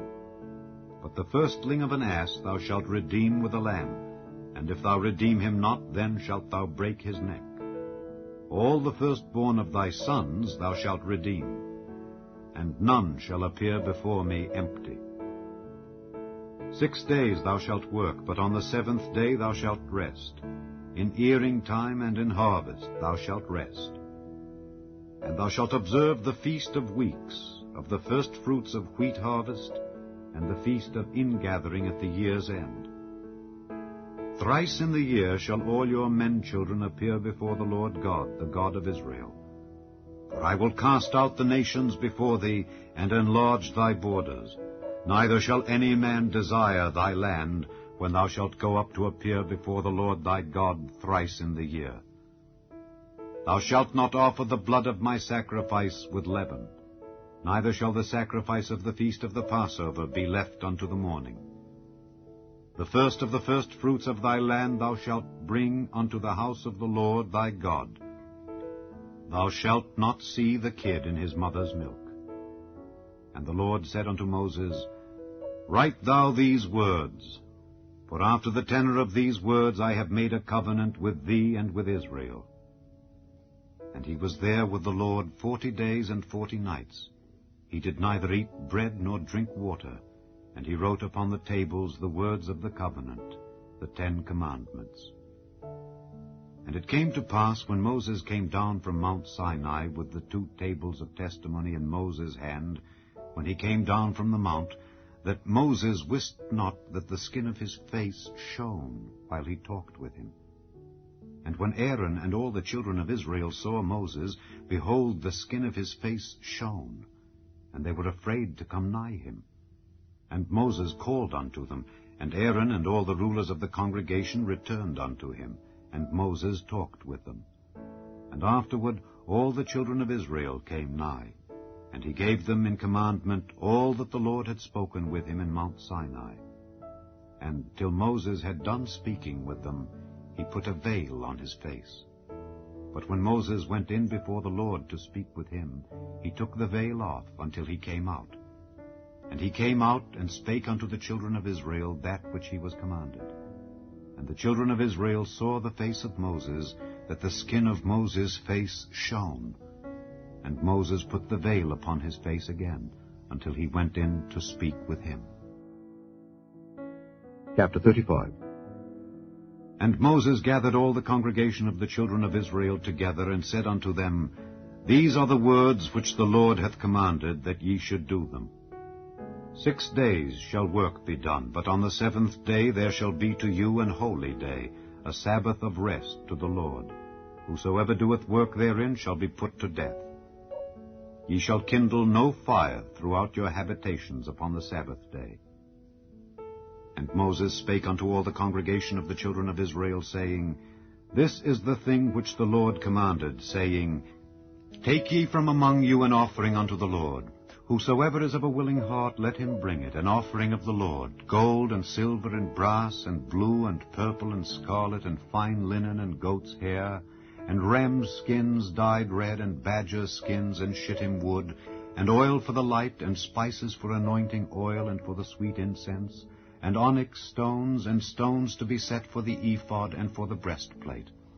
And every wise-hearted among you shall come and make all that the Lord hath commanded, the tabernacle, his tent and his covering, his taches and his boards, his bars, his pillars and his sockets, the ark and the staves thereof, with the mercy seat and the veil of the covering, the table and his staves and all his vessels and the showbread, the candlestick also for the light, and his furniture and his lamps with the oil for the light, and the incense altar and his staves, and the anointing oil and the sweet incense, and the hanging for the door at the entering in of the tabernacle, the altar of burnt offering with his brazen grate, his staves and all his vessels, the laver and his foot, the hangings of the court, his pillars and their sockets, and the hanging for the door of the court, the pins of the tabernacle and the pins of the court and their cords, the cloths of service to do service in the holy place, the holy garments for Aaron the priest, and the garments of his sons to minister in the priest's office.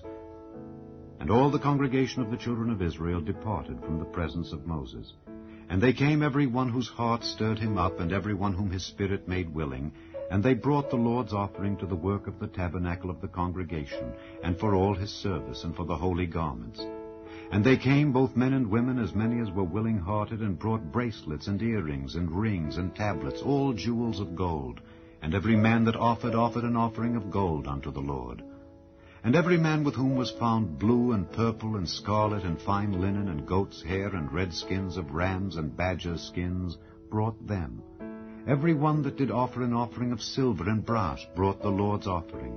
And every man with whom was found shittim wood for any work of the service brought it. And all the women that were wise-hearted did spin with their hands, and brought that which they had spun, both of blue and of purple and of scarlet and of fine linen. And all the women whose hearts stirred them up in wisdom spun goat's hair. And the rulers brought onyx stones, and stones to be set for the ephod and for the breastplate, and spice and oil for the light, and for the anointing oil, and for the sweet incense. The children of Israel brought a willing offering unto the Lord, every man and woman, whose heart made them willing to bring for all manner of work, which the Lord had commanded to be made by the hand of Moses. And Moses said unto the children of Israel, See, the Lord hath called by name Bezaleel the son of Uri, the son of Hur, of the tribe of Judah. And he hath filled him with the Spirit of God, in wisdom, in understanding, and in knowledge, and in all manner of workmanship, and to devise curious works, to work in gold, and in silver, and in brass, and in the cutting of stones, to set them, and in carving of wood, to make any manner of cunning work. And he hath put in his heart that he may teach, both he and Aholiab the son of Ahisamach of the tribe of Dan. Them hath he filled with wisdom of heart, to work all manner of work, of the engraver and of the cunning workman, and of the embroiderer in blue and in purple, in scarlet and in fine linen, and of the weaver, even of them that do any work, and of those that devise cunning work. Chapter 36. Then wrought Bezaleel and Aholiab, and every wise-hearted man in whom the Lord put wisdom and understanding, to know how to work all manner of work for the service of the sanctuary, according to all that the Lord had commanded. And Moses called Bezaleel and Aholiab, and every wise-hearted man in whose heart the Lord had put wisdom, even every one whose heart stirred him up to come unto the work to do it. And they received of Moses all the offering which the children of Israel had brought for the work of the service of the sanctuary, to make it withal. And they brought yet unto him free offerings every morning. And all the wise men that wrought all the work of the sanctuary came every man from his work which they made, and they spake unto Moses, saying, The people bring much more than enough for the service of the work which the Lord commanded to make. And Moses gave commandment, and they caused it to be proclaimed throughout the camp, saying, Let neither man nor woman make any more work for the offering of the sanctuary. So the people were restrained from bringing. For the stuff they had was sufficient for all the work to make it, and too much. And every wise-hearted man among them that wrought the work of the tabernacle made 10 curtains of fine twined linen, and blue, and purple, and scarlet. With cherubims of cunning work made he them. The length of one curtain was 28 cubits, and the breadth of one curtain 4 cubits. The curtains were all of one size. And he coupled the 5 curtains one unto another, and the other 5 curtains he coupled one unto another. And he made loops of blue on the edge of one curtain from the selvage in the coupling. Likewise he made in the uttermost side of another curtain in the couplings of the second. 50 loops made he in one curtain, and 50 loops made he in the edge of the curtain which was in the coupling of the second. The loops held one curtain to another. And he made 50 taches of gold, and coupled the curtains one unto another with the taches. So it became one tabernacle. And he made curtains of goat's hair for the tent over the tabernacle. 11 curtains he made them. The length of one curtain was 30 cubits, and 4 cubits was the breadth of one curtain. The 11 curtains were of one size. And he coupled 5 curtains by themselves, and 6 curtains by themselves. And he made 50 loops upon the uttermost edge of the curtain in the coupling, and 50 loops made he upon the edge of the curtain which coupleth the second. And he made 50 taches of brass to couple the tent together, that it might be one. And he made a covering for the tent of rams' skins dyed red, and a covering of badgers' skins above that. And he made boards for the tabernacle of shittim wood standing up. The length of a board was 10 cubits, and the breadth of a board 1 cubit and a half. One board had 2 tenons, equally distant one from another. Thus did he make for all the boards of the tabernacle. And he made boards for the tabernacle, 20 boards for the south side southward, and 40 sockets of silver he made under the 20 boards, 2 sockets under one board for his 2 tenons, and 2 sockets under another board for his 2 tenons. And for the other side of the tabernacle, which is toward the north corner, he made 20 boards, and there 40 sockets of silver, 2 sockets under one board, and 2 sockets under another board. And for the sides of the tabernacle westward he made 6 boards, and 2 boards made he for the corners of the tabernacle in the 2 sides. And they were coupled beneath, and coupled together at the head thereof, to 1 ring. Thus he did to both of them in both the corners. And there were 8 boards, and their sockets were 16 sockets of silver, under every board 2 sockets.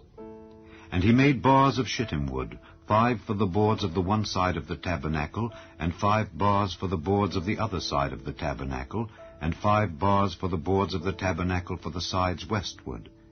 And he made the middle bar to shoot through the boards from the one end to the other. And he overlaid the boards with gold, and made their rings of gold to be places for the bars, and overlaid the bars with gold. And he made a veil of blue and purple and scarlet and fine twined linen. With cherubims made he it of cunning work. And he made thereunto 4 pillars of shittim wood, and overlaid them with gold. Their hooks were of gold, and he cast for them 4 sockets of silver. And he made an hanging for the tabernacle door of blue and purple and scarlet and fine twined linen, of needlework, and the 5 pillars of it with their hooks. And he overlaid their chapiters and their fillets with gold, but their 5 sockets were of brass. Chapter 37. And Bezaleel made the ark of shittim wood. 2 cubits and a half was the length of it, and 1 cubit and a half the breadth of it, and 1 cubit and a half the height of it. And he overlaid it with pure gold within and without, and made a crown of gold to it round about. And he cast for it 4 rings of gold to be set by the 4 corners of it, even 2 rings upon the one side of it, and 2 rings upon the other side of it. And he made staves of shittim wood, and overlaid them with gold. And he put the staves into the rings by the sides of the ark, to bear the ark. And he made the mercy seat of pure gold. 2 cubits and a half was the length thereof, and 1 cubit and a half the breadth thereof. And he made 2 cherubims of gold, beaten out of one piece made he them, on the 2 ends of the mercy seat. 1 cherub on the end on this side, and another cherub on the other end on that side. Out of the mercy seat made he the cherubims on the 2 ends thereof. And the cherubims spread out their wings on high, and covered with their wings over the mercy seat, with their faces one to another. Even to the mercy seatward were the faces of the cherubims. And he made the table of shittim wood. 2 cubits was the length thereof, and 1 cubit the breadth thereof, and 1 cubit and a half the height thereof. And he overlaid it with pure gold, and made thereunto a crown of gold round about. Also he made thereunto a border of an handbreadth round about, and made a crown of gold for the border thereof round about. And he cast for it 4 rings of gold, and put the rings upon the 4 corners that were in the 4 feet thereof. Over against the border were the rings, the places for the staves to bear the table. And he made the staves of shittim wood, and overlaid them with gold to bear the table. And he made the vessels which were upon the table, his dishes and his spoons and his bowls and his covers to cover withal, of pure gold. And he made the candlestick of pure gold. Of beaten work made he the candlestick. His shaft and his branch, his bowls, his knops, and his flowers were of the same. And 6 branches going out of the sides thereof, 3 branches of the candlestick out of the one side thereof, and 3 branches of the candlestick out of the other side thereof.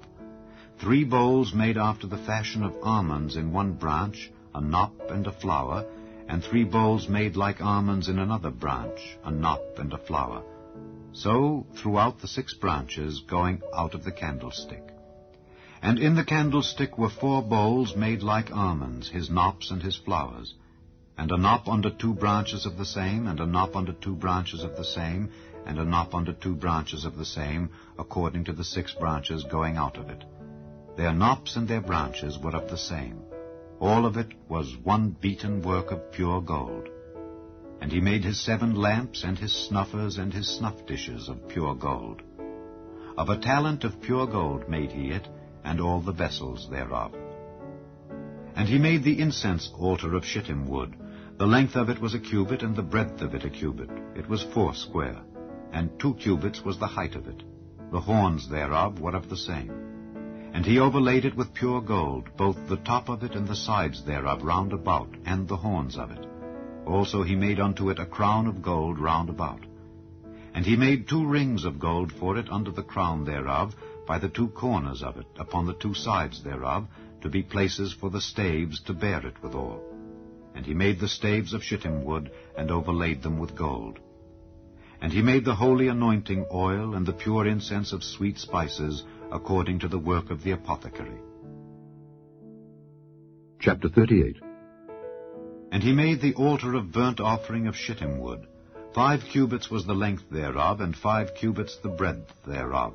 It was 4 square, and 3 cubits the height thereof. And he made the horns thereof on the 4 corners of it. The horns thereof were of the same, and he overlaid it with brass. And he made all the vessels of the altar, the pots, and the shovels, and the basins, and the flesh hooks, and the fire pans. All the vessels thereof made he of brass. And he made for the altar a brazen grate of network under the compass thereof beneath unto the midst of it. And he cast 4 rings for the 4 ends of the grate of brass to be places for the staves. And he made the staves of shittim wood, and overlaid them with brass. And he put the staves into the rings on the sides of the altar to bear it withal. He made the altar hollow with boards. And he made the laver of brass, and the foot of it of brass, of the looking glasses of the women assembling, which assembled at the door of the tabernacle of the congregation. And he made the court. On the south side southward the hangings of the court were of fine twined linen, 100 cubits. Their pillars were 20, and their brazen sockets 20. The hooks of the pillars and their fillets were of silver. And for the north side the hangings were 100 cubits, their pillars were 20, and their sockets of brass 20. The hooks of the pillars and their fillets of silver. And for the west side were hangings of 50 cubits, their pillars 10, and their sockets 10. The hooks of the pillars and their fillets of silver. And for the east side eastward 50 cubits. The hangings of the one side of the gate were 15 cubits, their pillars 3, and their sockets 3. And for the other side of the court gate, on this hand and that hand, were hangings of 15 cubits, their pillars 3, and their sockets 3. All the hangings of the court round about were of fine twined linen. And the sockets for the pillars were of brass, the hooks of the pillars and their fillets of silver, and the overlaying of their chapiters of silver, and all the pillars of the court were filleted with silver. And the hanging for the gate of the court was needlework of blue and purple and scarlet and fine twined linen, and 20 cubits was the length, and the height and the breadth was 5 cubits, answerable to the hangings of the court. And their pillars were 4, and their sockets of brass 4, their hooks of silver, and the overlaying of their chapiters and their fillets of silver. And all the pins of the tabernacle and of the court round about were of brass. This is the sum of the tabernacle, even of the tabernacle of testimony, as it was counted according to the commandment of Moses for the service of the Levites, by the hand of Ithamar, son to Aaron the priest. And Bezaleel the son of Uri, the son of Hur, of the tribe of Judah, made all that the Lord commanded Moses. And with him was Aholiab, son of Ahisamach, of the tribe of Dan, an engraver and a cunning workman, and an embroiderer in blue and in purple and in scarlet and fine linen. All the gold that was occupied for the work and all the work of the holy place, even the gold of the offering, was 29 talents, and 730 shekels after the shekel of the sanctuary. And the silver of them that were numbered of the congregation was 100 talents, and 1,760 shekels after the shekel of the sanctuary. A beka for every man, that is, half a shekel after the shekel of the sanctuary, for every one that went to be numbered from 20 years old and upward, for 600,000 and 3,550 men. And of the 100 talents of silver were cast the sockets of the sanctuary and the sockets of the veil, and 100 sockets of the 100 talents, a talent for a socket. And of the 1,775 shekels he made hooks for the pillars, and overlaid their chapiters, and filleted them. And the brass of the offering was 70 talents, and 2,400 shekels. And therewith he made the sockets to the door of the tabernacle of the congregation, and the brazen altar, and the brazen grate for it, and all the vessels of the altar, and the sockets of the court round about, and the sockets of the court gate, and all the pins of the tabernacle, and all the pins of the court round about. Chapter 39. And of the blue and purple and scarlet they made cloths of service to do service in the holy place, and made the holy garments for Aaron, as the Lord commanded Moses. And he made the ephod of gold, blue and purple and scarlet, and fine twined linen. And they did beat the gold into thin plates, and cut it into wires, to work it in the blue, and in the purple, and in the scarlet, and in the fine linen, with cunning work. They made shoulder pieces for it to couple it together. By the two edges was it coupled together. And the curious girdle of his ephod that was upon it was of the same, according to the work thereof, of gold, blue, and purple, and scarlet, and fine twined linen, as the Lord commanded Moses. And they wrought onyx stones enclosed in ouches of gold, graven as signets are graven, with the names of the children of Israel. And he put them on the shoulders of the ephod, that they should be stones for a memorial to the children of Israel, as the Lord commanded Moses.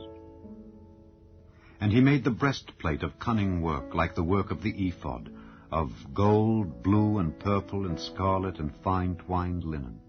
It was foursquare. They made the breastplate double. A span was the length thereof, and a span the breadth thereof, being doubled.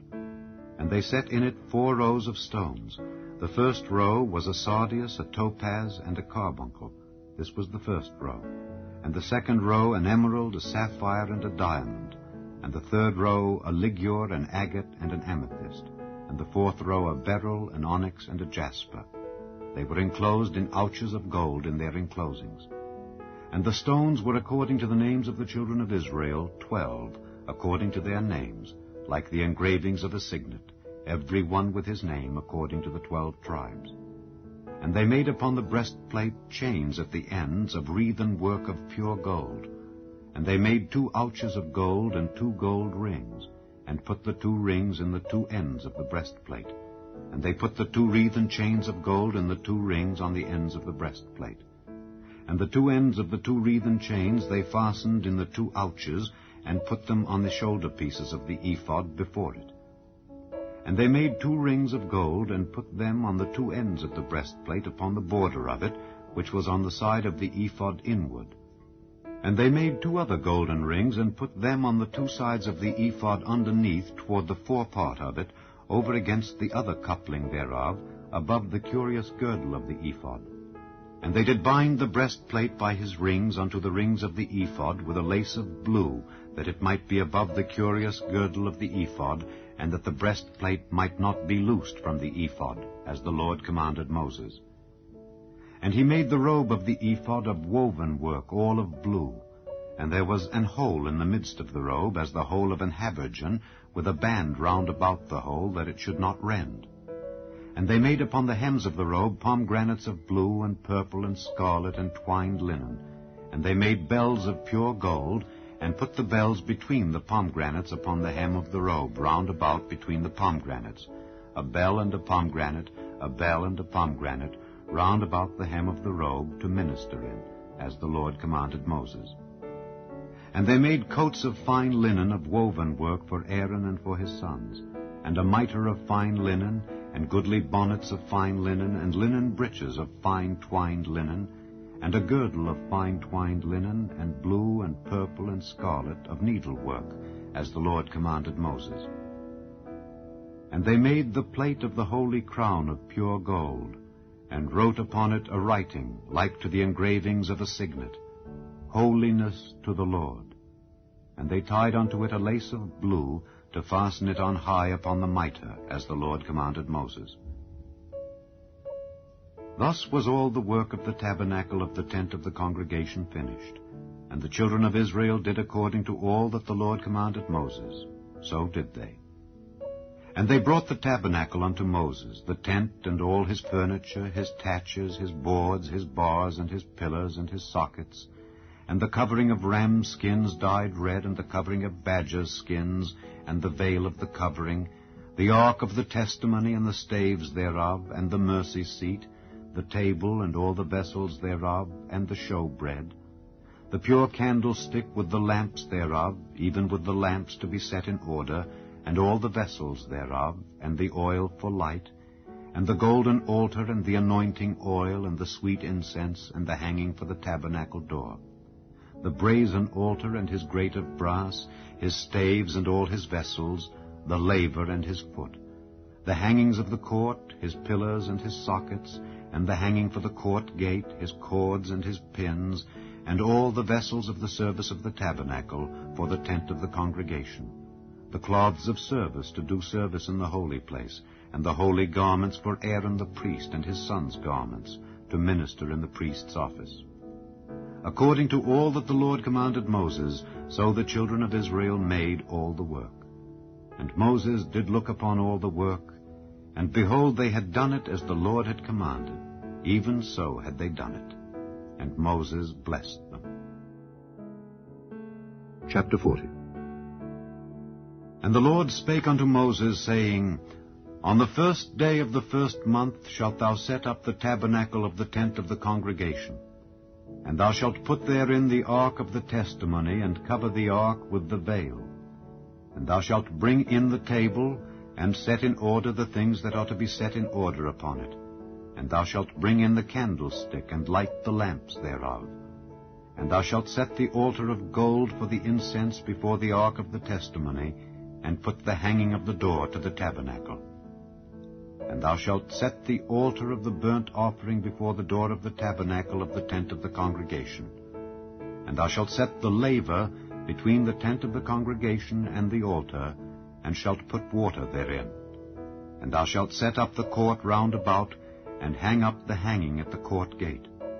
And thou shalt take the anointing oil, and anoint the tabernacle, and all that is therein, and shalt hallow it, and all the vessels thereof, and it shall be holy. And thou shalt anoint the altar of the burnt offering, and all his vessels, and sanctify the altar, and it shall be an altar most holy. And thou shalt anoint the laver and his foot, and sanctify it.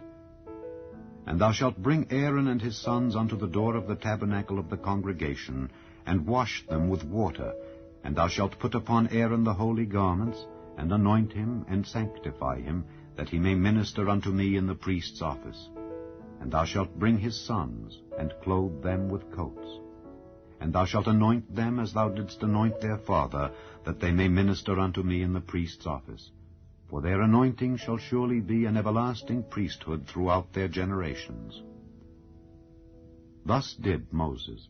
According to all that the Lord commanded him, so did he. And it came to pass in the 1st month, in the 2nd year, on the 1st day of the month, that the tabernacle was reared up. And Moses reared up the tabernacle, and fastened his sockets, and set up the boards thereof, and put in the bars thereof, and reared up his pillars.